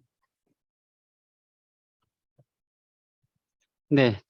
이제 마지막 이야기인데요. 진리가 우리를 자유롭게 하는가라는 얘기입니다. 아마 여기 기독교, 개신교나 기독교인들은 너무 잘 아시는 말씀일 거예요. 이 진리가 우리를 자유롭게 한다라는 개념들은. 근데 제가 아까 모주에서 얘기한 것처럼 진리는 그냥 정적인 거예요. 그러니까 예를 들어서 말씀이나 어떤 건데 그것이 내가 그거하고 상관하지 않으면 예컨대 성경 속에 진리가 있다고 얘기를 합시다. 우리가 질적 연구의 어떤 이론서가 우리가 진리라고 보면 진리가 이게 존재하는데 또는 진리가 사회 속에 이렇게 묻혀 있는데 내가 그것을 접근하고 탐구하고 탐색하지 않으면 우리를 자유롭게 하지 않죠. 연구자를 자유롭게 하지 않죠. 해방의 세상으로 안 가져가는 거죠. 그런데 여기서 여러분이 알아야 될 게 뭐냐면 종교는 내세를 얘기를 해요. 학문은 과연 내세를 얘기할까요? 학문은 내세를 얘기를 하지 않죠. 물론 유교를 학문으로 보냐 종교로 보냐에 따라 다른데 기독교에서는 천국을 가나요? 그쵸? 이게 개인의 문제예요. 천국 가는 건 다 개인의 문제인 거야. 그 다음에 불교에서는 천당을 갈 거예요. 극락세계를 간다 그러죠. 그것도 개인의 문제. 보살도 개인이 보살이 되는 거죠. 학문은요. 종교에서의 진리 추구와 학문의 진리 추구가 굉장히 달라요. 저는 오히려 종교적인 진리 추구는 이기적이라고 생각해요. 자기 자신에 대한 거잖아요. 자기가 천국 가고 극락 가는 얘기잖아요. 근데 학문의 세계에서는요. 현실에 대한 얘기예요. 학문이 아까도 얘기하고 특히 질적연구, 학문의 질적연구자들의 진리 추구는 나뿐만 아니라 나를 변화시키기도 하지만 나를 변혁적으로 변화시키기도 하지만 사회를 변화시킨다는 거죠. 함께 더불어서 그러니까 종교에서 얘기하는 내세는 죽은 후의 얘기잖아. 누구도 죽은 후에 대한 이야기를 할 수 없어요. 그러니까 죽은 후에 대한 이야기를 실제로 해요. 현실은 학문적이지 않죠. 근데 학문은 특히 질주연구는 지금 살아있는 현존하는 우리들의 이야기거든요. 과연 여러분들은 학문 수행을 하면서 물론 여기는 이제 중첩된 분들이 많이 있죠. 본인이 종교를 갖고 있으면서 학문하시는 분들이 계시는데 두 개 다 하면 돼요. 어렵지 않죠. 저 같은 사람은 종교가 없으니까 그냥 하나만 열심히 하면 돼요. 그러니까 하나에 더 열심히 할 수 있어요. 두 개 하시는 분들은 세상에 대한 그런 실천도 열심히 하시고 내세에 대한 부분도 열심히 하셔가지고 살아서도 천국, 죽어서도 천국. 살아서는 사회과학자로서 사회를 변화시키고 자기 변하면서 천국 속에 살고 죽어서는 정말 종교적인 천국을 경험하시면 되는 거예요. 어렵지 않죠. 진리 탐구라는 게. 그래서 제가 얘기하는 건 진리는 추상적 명사가 아니라 저는 탐구라는 역동적인 실천적 개념이 그거만이 우리를 모든 억압에서 해방되게 할 수 있고 인간이 인간되게 할 수 있는 거야. 해방이란 공존적 존재라는 인간의 본성. 인간은 혼자서 할 수 없잖아요. 공존적 존재거든요. 그래서 질서연구자는 더불어의 삶, 아까 더불어 사는 인간, 뭐 홍익인간, 뭐 그 또 성경 말씀 제가 쭉 얘기했지만 결국에는 현실 세계에서 지금 여러분들이 현세에서 그들과 함께하는 그런 그 과정이 아니겠는가. 그래서 갈등의 조종자, 즉 질서연구자로서 갈등 조종자는 공존의 삶을 추구하는 사람이고 삶에서 공존을 추구하는 질적 수행자를 우리가 의미할 수 있다. 공존을 추구한다는 것은 앞에서 얘기한 것처럼 정적인 평화 상태를 유지하는 것이 아닌 역동적인 상호작용에 적극 여러분들이 참여해라. 갈등에 참여해라. 갈등을 관찰하고 기록하고 갈등을 또 다른 갈등으로 옮겨놓을 수 있도록. 그 갈등이 해결이 돼야 또 다른 갈등이 되잖아요. 그러면 다음번에 질서연구자가 후세의 질서연구자가 그 연구를 할 거라고 생각해요. 그래서 과제를 남기는 거죠. 그래서 여러분들이 질서연구 끝에 보면은 열린 문제를 만들어내잖아요. 그러니까 다음 과제를 만들어내잖아. 이것은 뭐 후속 연구 또는 추후 연구자들에게 맡긴다라든가 그런 용어를 쓰죠. 제가 2021년에 시민위한 사회문화 리터러시를 박이정에서 냈어요. 이게 시민들의 프락시스를 얘기를 하는데 공존을 위한 역동적 상호작용 참여 방법하고 실천 방법을 좀 정리했어요. 그래서 좀 시민의 그런 그 비판성들, 그러니까 시민들의 비판성을 가지고 있는데 그게 민주주의에서 굉장히 시민의 가치잖아요. 비판성은. 그렇다면 질서연구자들은 학문 지도자란 말이에요. 그러니까 비판적 사고, 정치적 효능감을 어떻게 발현시킬 것인가를 그들에게 교육시켜야 되고 이해시켜야 되는 자리가 바로 질서연구자가 아니겠는가. 논문을 통해서. 그래서 제가 좀 정리를 해봤어요. 비판적 사유라는 건 뭐냐. 어떤 상황과 사건의 진실 찾기에 의문을 제기하고 이게 앞에서 제가 얘기한 것처럼 질서연구자가 갖는 세상에 대한 호기심이죠. 자신과 타자 사회에 대해서 사유하는 기능적 측면을 의미해요. 비판적 사유는. 아렌트라는 사람이 그런 얘기를 했어요. 전체주의에서 대중화된 사람들 에게 초계적인 거짓말을 통해 주어진 현실에 대해 이데올로기를 근거로 판단함으로써 현실을 경험하거나 사유하는 능력을 잃게 만들어요. 전체주의가. 지금 우리가 지금 처하고 있는 그런 현실들 그리고 전체주의를 표방하는 나라들에서 이게 대표적인 것들이잖아요. 근데 그래서 시민이 갖춰야 될 것이 뭐냐면 시민들이 사유하는 능력을 가져야 돼. 그게 비판적 사유예요. 사유하는 생각하는 능력. 그 생각하는 능력이 과연 뭐냐? 자기 자신에 대해 성찰도 못하는데 무슨 사회를 생각해. 자기 자신을 성찰하는 그런 성찰 능력들이 굉장히 중요해요. 그래서 그런 얘기를 좀 비판적 사유에 하고 비판적 사고는 뭐냐면 비판적 사유하고는 달라요. 사유와 사고를 물론 영어로서는 비슷하게 얘기를 해요. 크리티컬 싱킹이라고. 근데 사유와 사고를 좀 구별해야 돼. 독자적인 생각과 편견에서 벗어나서 합리적이고 논리적으로 분석하고 판단하는 사고의 과정을 통칭해. 이게 조금 더 연구자다운 거죠. 비판적 사유는 누구든가 할 수 있는데 비판적 사고는 좀 더 고차원적인 얘기를 좀 하고 있는 거예요. 사회 병원화 방법의 모색의 도구, 뭐 사회 문제 해결의 모색과 함정 의사결정. 이거에 우리 질서 연구자들이 뭐예요? 연구 결과 한 단위의 논문을 쓰고 연구 결과에 뭘 합니까? 요약하고 자신의 연구를 요약하고 논의하고 프로포절 제안하잖아요. 그 제안에 대한 얘기를 하는 거예요. 이게 프레일이라는 그 교육사회학자가 일단 문제를 인식하고 그것을 이해하면 굉장히 중요한 얘기예요. 프락시스라는 개념인데 가능한 행동을 인지하게 되고 행동은 이해와 일치한다고 했어요. 그러니까 이건 거꾸로 얘기하면 뭐를 이해한다. 사회문화 현상을 이해한다. 공감한다는 얘기는 그 이후에 협동하고 소통하고 연대하고 실천의 개념까지 다 얘기를 해야 된다는 거예요. 왜냐하면 아까 얘기한 것은 언행일치라든가 논행일치하고 그 같이 그 일맥상통하는 얘기예요. 그래서 시민적 실천이 무엇이든 간에 이를 행하기 이전에 사회에 대한 문제를 올바르게 인식하는 것 이것이 선행되어야 되고 시민들 물론 우리 연구자이면서 시민이에요. 우리 혹은 시민 지도자예요. 시민 운동가예요. 질서연구자들은 태생 자체가 시민 운동가라고 볼 수가 있어요. 그러니까 시민보다 시민이 이런 거 해야 돼. 비판적 사고, 비판적 사유, 비판적 사고, 정치적 효능감을 갖는 게 민주주의 사회에서 시민이 해야 될 일들이야. 근데 그 시민들을 이끌어가는 학문 지도자는 바로 연구자들이잖아요. 그래서 연구자들은 시민들보다 좀 더 성숙된 그런 부분들을 우리가 가져야 되는데 시민들은 자신의 정치적 결정이 변화를 가져올 수 있다는 믿음이 필요하다. 이게 여기서 정치적 결정이라는 것은 뭐 선거에 참여하고 이거는 굉장히 소시민적인 얘기고요. 그건 기본적인 거고 자신이 일상생활 생활 세계에서 자신이 비판적으로 자기를 검토하고 관계들을 검증하고 또 뭔가 호기심을 가지고 다른 대안을 찾고 하는 부분들을 우리가 보는 거예요. 자, 정치적 효능감에 대한 얘기입니다. 시민들이 자신의 정치적 결정이 변화를 가져올 수 있는 믿음은 굉장히 중요해요. 그러니까 이런 효능감은 어디서 나오냐? 비판적 사회, 비판적 사고와 함께 시민들이 사회적 실천하는 거. 우리가 논문을 쓰고 실천하는 거하고 같은 개념이에요. 그래서 이것은 이제 프레일이는 세 가지의 의식으로 기록하는데 순진한 의식, 마술적 의식, 비판적 의식을 얘기해요. 그러니까 비판적 의식까지 가야 돼. 그래 비판적 의식이 되기 위해서는 뭐가 중요하냐? 행위자성. 그냥 우리가 자기주도성이라고 하는 것들이 발현돼야 되는 거예요. 그래서 이것을 위해서는 그 사회 문제의 어떤 근원들이 뭔지를 성찰해야 된다라고 우리가 볼 수 있어요. 그래서 질적응자는 비판적 의식을 학문 수행을 통해서 삶으로 실천해야 되는 그런 그 요구들을 우리가 맞닥뜨릴 수밖에 없다라고 말씀드릴 수 있습니다.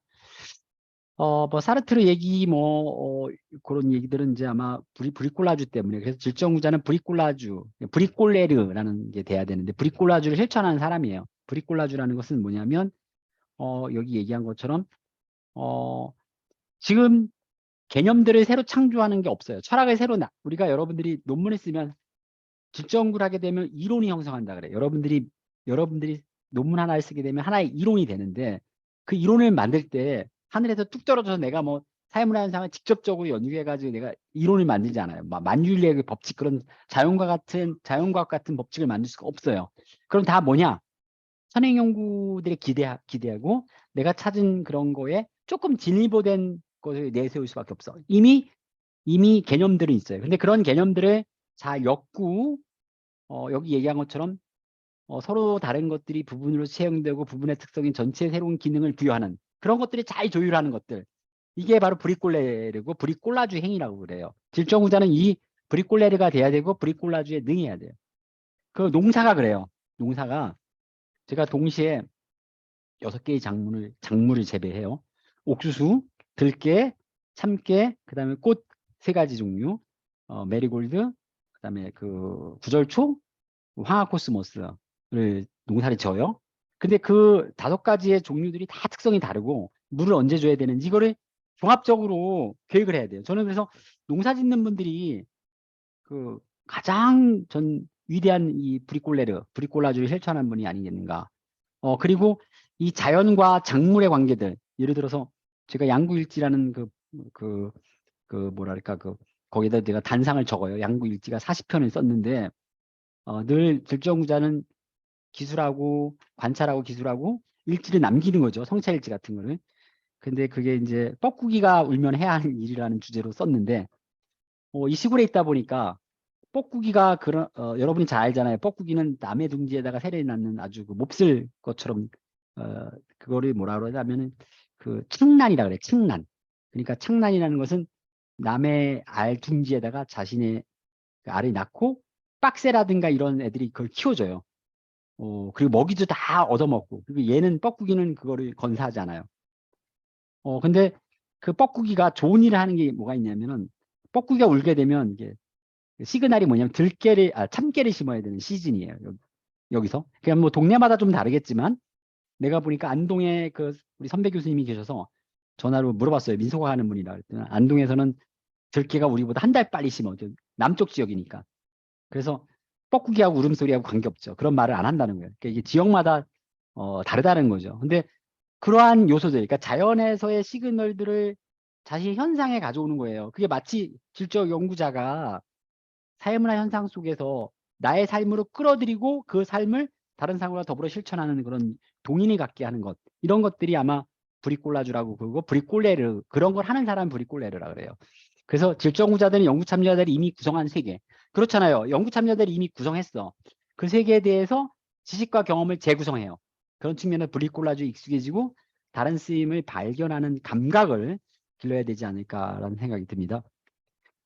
그래서 맺은말이에요. 그래서 갈등 조정자로 질적응자의 삶은 질적응구의 특성과 닮아야 돼요. 질적응구의 특성을 제가 5가지로 정의하고 이것이 질적연구자의 어떤 윤리, 가치, 더 나가서 그 윤리를 지키기 위한 책무가 아니겠는가라고 좀 봐요.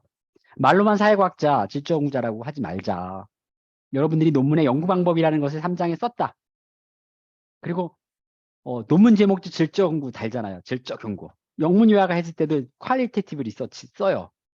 그리고 그 문화기술적 연구라든가 질적 연구의 하위 유형으로 제목을 달아요. 근데 그 제목만 보더라도 이게 양적 연구와 질적 연구는 연구 제목에서 달라져요. 뭐 경험에 관한 연구, 그다음에 내러티브 탐구, 또 뭐 가치에 관한 연구, 의미 탐색 이런 용어가 양적 연구하고 굉장히 다르죠.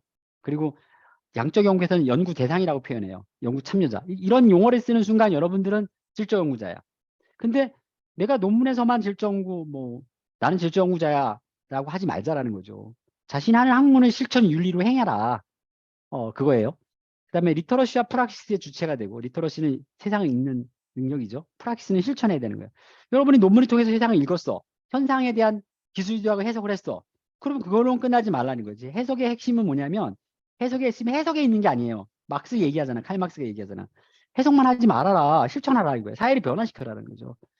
성찰적 학문 수행이자 곧 성찰 실천적 교수자가 되어야 된다는 거. 그리고 사회문화적, 정치적 사안에 대해 침묵하지 말자. 비판적 의식과 행동으로 정치적 행위에 적극. 이것이 현실 정치일 수도 있고요. 내 가족, 내 이웃, 내가 속한 사회를 변화시키는 것들. 이게 적극적 의미에서의 정치 행위잖아요. 그렇게 하자라는 거예요. 그러니까 질적연구자는 현실로부터, 경험으로부터 이론이 형성하는 연구자들이기에 특히 브리콜라주적 사고를 행해야 한다. 아까 제가 앞에 브리콜라주 얘기를 많이 했죠. 그리고 마지막으로 이웃과 더불어. 이게 더불어가 굉장히 중요해요. 자연과 함께 지속 가능한 사회를 위해서 공존의 실천가를 질적연구자가 해야 된다라고 말씀드리고 싶어요. 사실 여러분들이 질적연구 책을 보거나 그런 걸 보면 이렇게 그 윤리적 가이드, 질적연구자의 윤리적 가이드를 제시하거나 이건 책에서 강해서 공부할 것이 아니라 결국에는 질적연구를 수행하는 과정에서 이런 윤리적인 행위들, 윤리적인 그런 마인드들이 생겨나지 않을까라는 생각이 들어요. 그래서 몇 번 강조해도 이 질적 연구를 행하는 사람들이 자신의 어떤 윤리와 그 실천의 행위 주체자가 된다는 것은 매우 중요한 일이 아닌가라는 생각이 듭니다. 여기까지 강의를 마치겠습니다. 혹시 궁금한 점 있으면 질문해 주셔도 되고요. 채팅방에다 올려주셔도 됩니다. 네. 감사합니다. 마지막으로 제가 제 시집이 이게 1집이구나. 그리움을 그리다라는 시집에서 제가 시를 하나, 예, 그 우리의 의미라는 타자지향성을 가지고 있는 시인데요. 시를 한번 읽고 누가 읊으면 좋을까요? 혹시 제가 잘 모르는 분이 읊어줬으면 좋겠는데 우리 조기성 박사님 안녕하세요. 조기성 박사님 잘 들리나요? 예, 들립니다. 네네. 조기성 박사님 좀 이 시를 하나 읽어주셨으면 좋을 것 같은데 제가 예. 네네. 네, 알겠습니다. 우리의 의미. 나무가 다른 나무에게 말했습니다. 더불어 숲이 되자고. 바람이 바다에게 물었습니다. 내가 누굴까라고. 바다가 바람에게 나는 너야라고 답했습니다. 바다가 바람을 일으키고 바람이 바다를 반갑게 맞이합니다. 그대가 내게 묻습니다. 너는 누구니? 나는 그대에게 답합니다. 나는 나무고 바람이야. 그리고 그대의 마음이야라고. 네, 시집 감사합니다. 그리움을 그리다죠.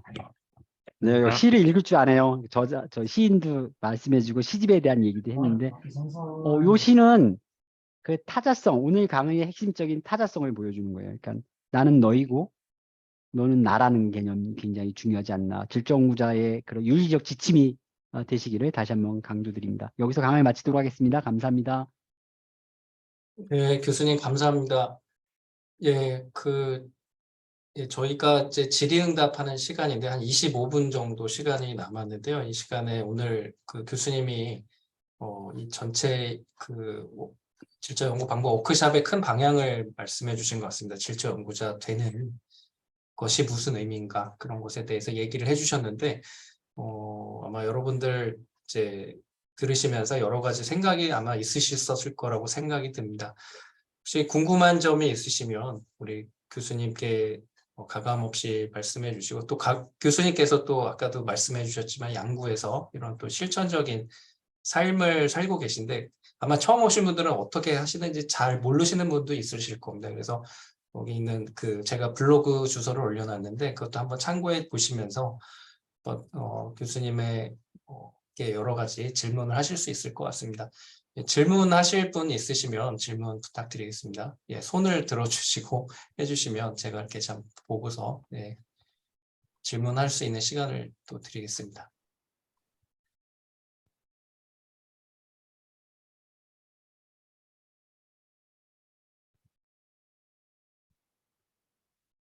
여러분들 뭐 오늘 강의 내용 이외에도 뭐 질적연구에 입문하시는 분들도 계실 거고요. 그 자기 주제에 대한 얘기도 있을 거고 그러니까 편하게 뭐 말씀해 주시면 좋을 것 같아요. 제가 아까 호기심을 가지고 세상을 대하라 그랬는데.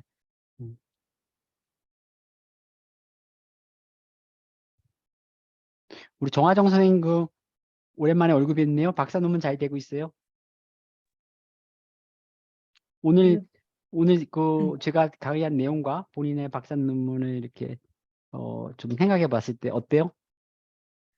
저는 교수님께서 그 비전하고 같이 책임과 윤리 그쪽 이야기 해주실 때 너무 그러니까 쓰는데 급급해가지고 이렇게 생각을 깊이 있게 못 해봤다라는 걸 좀 알게 됐고요. 네, 처음에 연구 주제 생각했을 때는 분명히 그걸 통해서 뭔가 세상을 많이는 아니더라도 조금 변화시킬 수 있는 것들에 대해서 고민을 했었던 것 같은데 이게 쓰는 과정에서 많이 놓쳤던 부분들을 오늘 좀 다시 좀 재정비할 수 있어서 너무 좋았습니다. 네, 감사합니다. 네.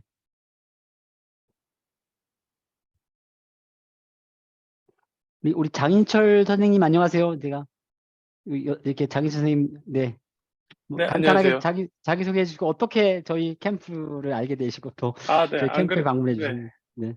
네, 안 그래도 지금 질문을 하나 드릴까, 네네 질문해 주세요. 네. 이렇게 정리를 하고 있었는데요. 네. 우선 저는 연세대학교 미래캠퍼스 글로벌 행정학과의 연구 교수로 일하고 있는 장인철이라고 합니다. 이 캠프를 알게 된 건 제 와이프를 통해서 알게 됐는데요. 와이프가 와이프가 질적캠 연구 캠프에 그 수강한 적이 있으신가 보죠? 그거보다는 와이프가 인하대학교의 석사과정을 준비를 하고 있었는데, 그 석사과정 준비 중에 게시판을 통해서 이 정보를 알게 돼서 제가 지금 질적 연구를 하는 사람으로서 어떻게 보면 그 약간 방향성을 조금 잃었다고 표현을 할까요? 뭐 네네. 그런 상황에 있었는데 와이프가 이런 캠프가 있는데 한번 들어보는 게 어떻겠냐 네, 추천을 어떻습니까? 해줘서 방향성을 다시 되짚었습니까? 네, 되짚었습니까? 네.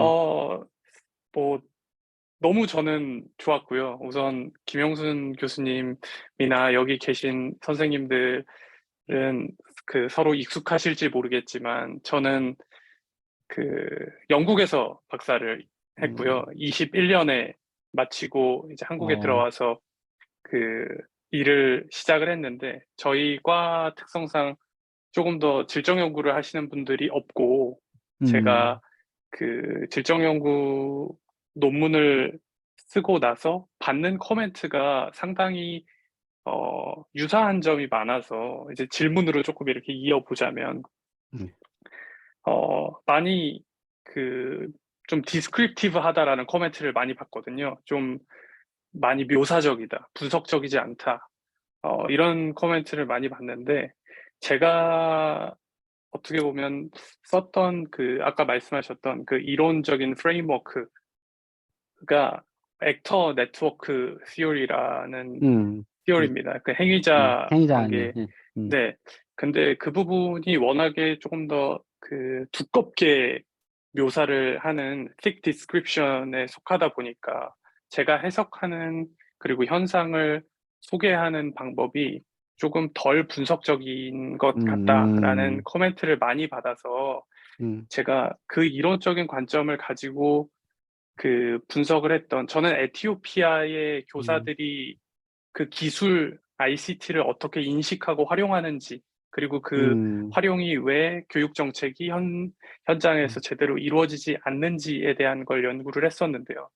한 13개월 정도 에티오피아에 살면서 그 사람들이랑 같이 제 나름대로의 그 깊은 관계를 유지를 하면서 일을 했었는데 그런 어떻게 보면 이게 그 리뷰어의 코멘트나 그 본인의 관점이나 가치에 따라 다르겠지만 그런 식으로 코멘트를 받다 보니 제가 이걸 어떻게 해야 하는지를 잘 모르겠어서 그런 부분의 코멘트를 받는다면 뭐 이론적인 관점을 또 새롭게 적용을 시켜야 되는 건지 아니면 제가 네네. 방금 말씀드렸던 행위자 관계 이론에 대한 부분에 더 집중을 해서 뭐 이 이론은 조금 더 묘사적인 부분이 더 많다라는 특수성을 설명을 해줘야 하는 건지 그런 부분에 대한 어떻게 보면 너무 개인적인 질문이라 죄송한데요. 아니, 괜찮습니다. 그런 질문이 되게 있습니다. 궁금한 게요. 첫 번째는 뭐냐면, 그 선생님이 타겟 저널 내지는 선생님이 그 저널, 투고하는 저널, 네. 이 그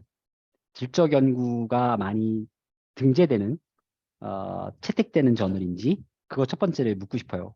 먼저 고대답. 두 번째는 뭐냐면, 리뷰어들의 그 커멘트를 보면, 그 질적 연구를 제대로 한 사람들의 커멘트인지, 또는 질적 연구를 그냥 그 가식적으로 또는 양적 연구자가 한 커멘트인지를 구별할 수 있잖아요.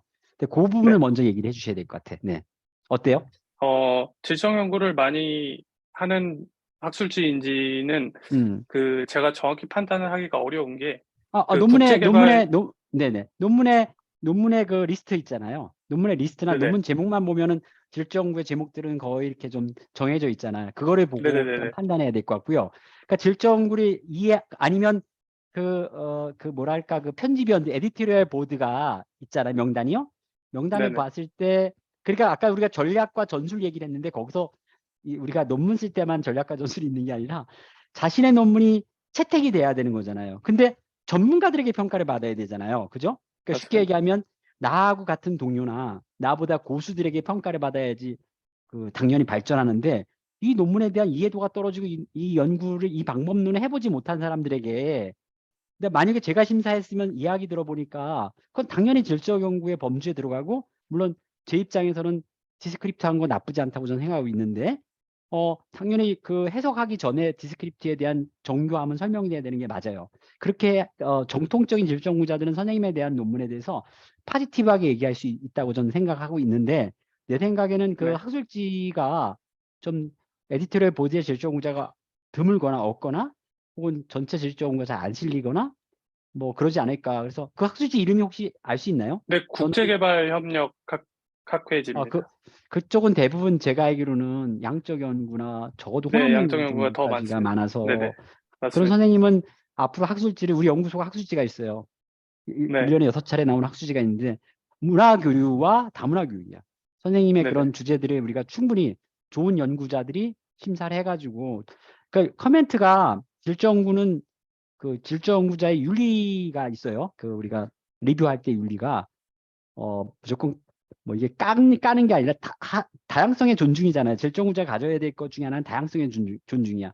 그 연구자가 왜 그렇게 썼는가를 일단 안으로 들어가서 보면서 자신의 견해를 뭐 반대 견해가 있을 수가 있고 반대 해석이 있을 수 있는데, 그 사람은 충분히 이해하고 써야 되는 거거든요. 그럼 이 논문에 대한 이해도가 충분한 사람이 리뷰어가 돼야 된다고 생각해요. 그러니까 첫 번째는 선생님이 주소를 잘못 찾지 않았나, 학술지에 대한 주소를. 그래서 일단 질적 연구를 채택해주는 뭐 질적 탐구학회 거라든가 뭐 저희 학회라든가 문화교육 연구라든가, 그러니까 질적 연구가 많이 실리는 논문집이 있어요. 교육문화 연구라든가. 근데 그거는 나중에 제가 개인적으로, 물론 논문이 꼭 뭐 게재되기 위해서 쓰는 건 아니지만, 맞습니다. 적어도 본인이 코멘트를 통해 가지고 내가 잘못 본 거에 대한 수긍이 가야 되잖아. 근데 선생님 지금 네. 느낌은 뭐냐면, 그 코멘트를 한 그 리뷰어들이 뭔가 이렇게 좀 불충분하게 선생님에게 보내지 않았나라는 생각이 듭니다. 그래서 그렇게 진행하면 될 것 같습니다. 그리고 네네. 연세대학교 글로벌 캠퍼스, 미래 캠퍼스는 저희가 같은 연구 공동체, 저희가 30개예요. 저희 연구소가 30개의 연구소하고 연구 공동체를 맺고 있어요. 근데 거기에 네.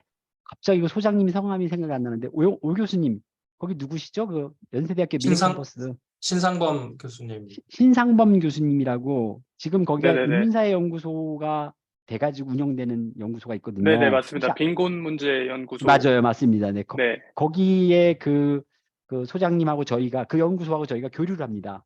학술 교류를. 아, 1년에 그러시군요. 한 번씩 네.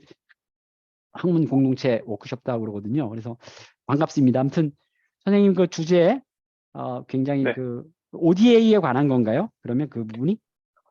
ODA가 한 챕터로 있었습니다. 네, 그렇군요. 굉장히 관심 있는 주제니까 한번 저희 연구지에도 저희가 그 영어 저널이 있고 그다음 네. 국문 저널이 있어요. 영어 저널 1년에 3번, 그 국문 저널 1년에 6번이 나오니까 저희 그 연구소 홈페이지에 들어가서 누가 홈페이지 네. 좀 올려주세요. 그 연구소 관계자 계시면 그랬으면 좋을 것 같습니다. 네, 그 질문 뭐 좋은 거 해주셔서 감사드립니다. 감사합니다. 혹시 또 여러분들 중에서 잠깐만 우리 얼굴 보신 분들 중에서 제가 잘 모르시는 분들이 누가 있을까? 우리 강번영 우리 원생은 잘 지내고 있어요? 연구 잘 되고 있어요? 아, 네. 교수님, 음. 안녕하세요. 지도 교수가 안시각기라 안 네. 괴롭히는 거예요. 요즘에는 뭐 카톡도 안 오고 뭐 연구를 혼자서 열심히 하는 건가? 아니면 아, 제가 정말 메일을 보내고 싶었지만 그 교수님의 그 귀중한 안식학기를 제가 감히 방해할 수 있는 그런 그래요? 여건이 되지 않아서 제가 아니, 메일을 보내고 싶어도 못 보냈습니다. 아니 얼마 전에 그 맥락상 그 우리가 컨텍스트상 우리 강번영 그 원생이 나한테 메일을 보내주실 거라고 생각했는데 메일을 안 보낸 게 있었어요. 그게 뭐냐면 얼마 전에 국회에서 이주 간병인 문제에 대한 포럼이 있었어요. 그래서 제가 좌장을 맡았고 국회의원들이 좀 나와서 그런 뭐 발표도 하고 전문가들이 나와가지고 했는데 혹시 그거 소식 못 들었어요? 아, 예, 못 들었습니다. 네. 그게 그 우리 연구생들에게 왜 안 갔지? 그 우리 담당하는 연구소 담당자들은 강번영 원생한테는 알려줬어야지 그게. 음, 음.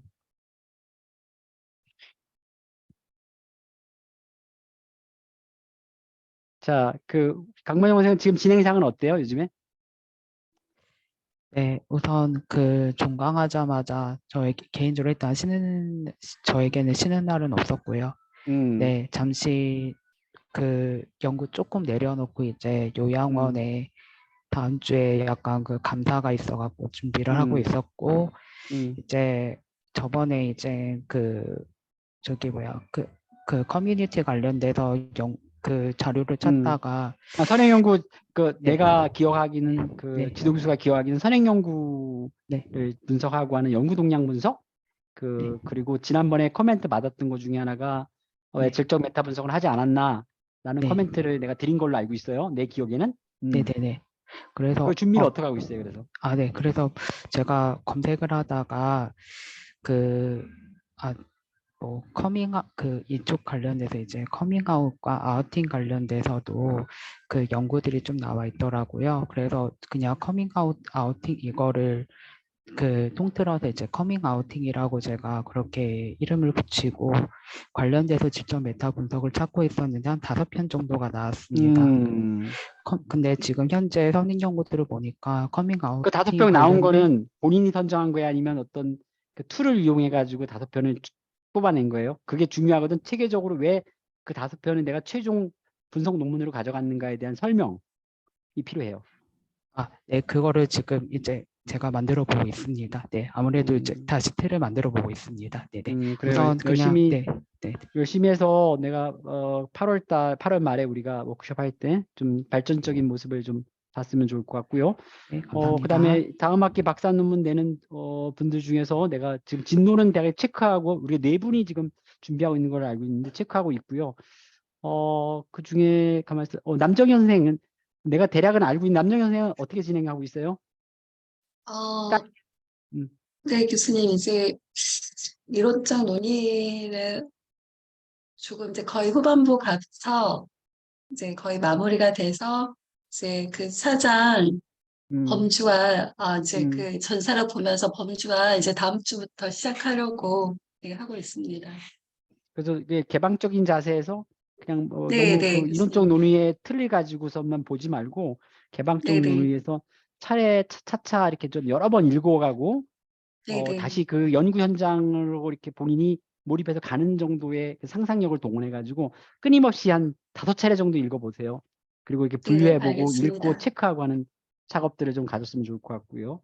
네, 그다음 내가 알겠습니다, 교수님. 체크할 분들이 또 누가 있나? 지금 다 얘기된 것 같은데, 네, 혹시 저한테 또 하실 말씀 계신 분? 오지연 박사님 오랜만에 들어오셨네. 안녕하세요. 잘 지내고 있어요? 안녕하세요. 네네. 네, 요즘 어떤 연구를 하고 계세요? 저는 은평구에 있는 지역 학습 공동체 활동 경험에 대해서 인터뷰를 마친 상태고요. 네. 지금 이제 전사해가지고 음, 코딩하는 작업을 하고 있습니다. 어떤 문제를 지금 집중적으로 보고 있어요?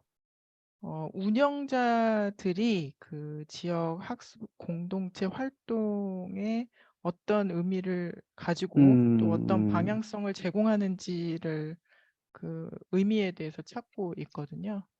그 사람들이 그 지역학습 공동체를 조직하고 네, 그게 뛰어들게 된 어떤 동기, 그다음에 네네, 그들이 그거를 실천할 수 있는 그런 동력들을 어디서 얻어내는지 이런 네네네, 것들을 좀 같이 보면 그게 아까 이제 제가 프락시스 얘기를 했는데 네네, 프락시스나 뭐 행위자성, 네네, 에이전시 개념에서 좀 한번 좀 보면 좋겠다는 생각을 좀 네, 네, 해보고요. 네, 네네. 그다음에 그쪽으로 보고 있습니다. 정대영 선생님 오랜만이에요. 네. 지금 어떻게 연구는 어떻게 진행해요? 아버지 되기 잘하고 있어요? 안녕하십니까 교수님. 네. Becoming father 그게 어때요? 괜찮아요? 대기에 대해서? 응? 지금 저의 고착되어진 편견을 좀 버리고 그 주제에 대해서 좀 더 좀 열린 마음으로 가져가려고 지금 선행연구 분석을 하고 있고요. 아버지 음. 역할과 아버지 되기에서 굉장히 지금 헤매고 있습니다, 교수님. 죄송합니다. 그냥 본인이 아버지이기 때문에 네, 그러니까 연구자가 본인이 아버지잖아. 그래서 아버지 되기를 연구하고에 어떻게 보면 부적당하지만 그럼에도 IRB는 했나? 아직 안 했습니다, 아이알빈. IRB부터 준비를 해야 될 것 같은데 어느 정도 지금 선행 연구라든가 문제의식이라든가 이런 것들을 차분하게 정리를 했잖아요. 한 1년 정도. 네네. 그래서 IRB를 좀 빨리 받아야 되지 않을까라는 생각이 들어요. 그래서 9월이나 10월 중에 IRB 준비를 좀 할 수 있도록 하시면 좋겠다라는 생각을 좀 해봤습니다. 네, 그리고 감사합니다, 제가 교수님. 체크할 분들이 나머지는 다 됐고, 최 선생님 영어 저기 뭐지? 그 교수님들, 심사위원들에게 다 받았어요? 인정서는? 네, 지금 이제 한 음, 분이 음, 쓰셔가지고 우편으로 음, 보내주신다 그래서 그것만 하면 마무리 기다리고 되고요. 있어요. 네네, 오케이. 번역도 거의 다 마무리 단계에 음, 있습니다. 여러분 잘 아시다시피 최 선생은 영어로 논문을 지금 완성한 입장이에요. 그래서 영어로 박사 논문이 나갑니다. 홍근호 선생님 오랜만이에요. 안녕하세요. 네. 마지막 홍근호 선생님하고 말이 소통, 신혜정 네, 선생님까지만 합시다. 안녕하십니까. 소통은. 네. 안녕하십니까, 교수님. 예. 네네, 안녕하세요. 네. 예. 잘 지내고 있어요? 요즘 무슨 연구하시나? 지금 저 내러티브 탐구 작업치료사의 자기 성장에 대한 부분들에 대해서 연구하고 있고, 지금 연구 방법에 대해서 지금 기술하고 있습니다. 그 전에 인문치료사란 자격증 준비한다고 한 2주 정도는 좀 논문에 소홀했습니다. 내러티브에 대한 여러 가지 다양한 정의가 있잖아요. 그리고 예, 또 우리 인문융합치료센터에서 정의하고 있는 그런 호모 네르티쿠스에서 나오는 그런 정의들을 좀 심도 예, 있게 도입하고 비판적으로 예, 그거를 꼭 그렇게 쓰라는 게 아니라 연구자가 예, 항상 비판성을 가져야 되니까 비판적으로 검토해서 본인이 예. 창의적인 그런 내러티브 개념들도 만들었으면 좋을 것 같아요. 마지막으로 예, 신혜정 선생님, 알겠습니다. 오랜만이네. 안녕하세요. 안녕하세요, 교수님. 잘 네, 지내고 있어요? 네, 저도 여태까지 그 말과 글로만, 텍스트로만 글을 쓰려고 하다 보니까 뭔가 제 안에 좀 맞아요. 우리 신혜 선생님이 늘 느껴지고, 말과 글로 얘기를 했지. 고민이 좀 많이 와서, 음. 이제 최근까지 또 좋은 기회가 저에게 갑자기 또 왔던 게 제가 궁금해하던 그런 연구 분야에서 이제 부모 교육 집단 의뢰가 와서 이제 새 집단을 제가 연구를 하면서 현장의 목소리를 조금 더 가슴 뛰는 그런 목소리들 많이 들어서 좀 앞으로의 연구 이제 비전이나 또는 제가 가야 될 목표 설정이나 가치에 대해서 깨닫는 시간이 되었고, 특히나 이제 교수님께서 또 저희 수업 시간에 말씀하셨던 그 고려인, 한국말을 전혀 할 줄 모르는 고려인 초등학교 저학년 이제 부모님들을 집단으로 12분 통역사를 배치해서 그 집단 이제 세 팀 가운데 한 팀인데 그분을 이렇게 2시간씩 이 얘기를 하면서 제가 좀 깨닫는 게 많아서 이런 게 바로 이제 연구로 이어지면 좋겠다라는 좀 제 나름대로의 좀 성찰도 하면서 이제 방향을 조금 더 이제 가슴 뛰는 쪽으로 잡아가고 있는 중입니다. 너무 좋은 네. 경험을 했습니다.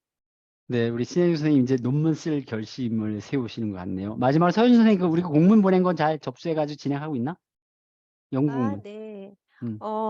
지난번에 거기 그쪽 다문화 선생님하고 해서 그 학교에서 보낸 연구 공문 잘 받았다 그랬고요. 지난주 월요일 날 그 교장 선생님하고 면담했습니다. 그래서 네.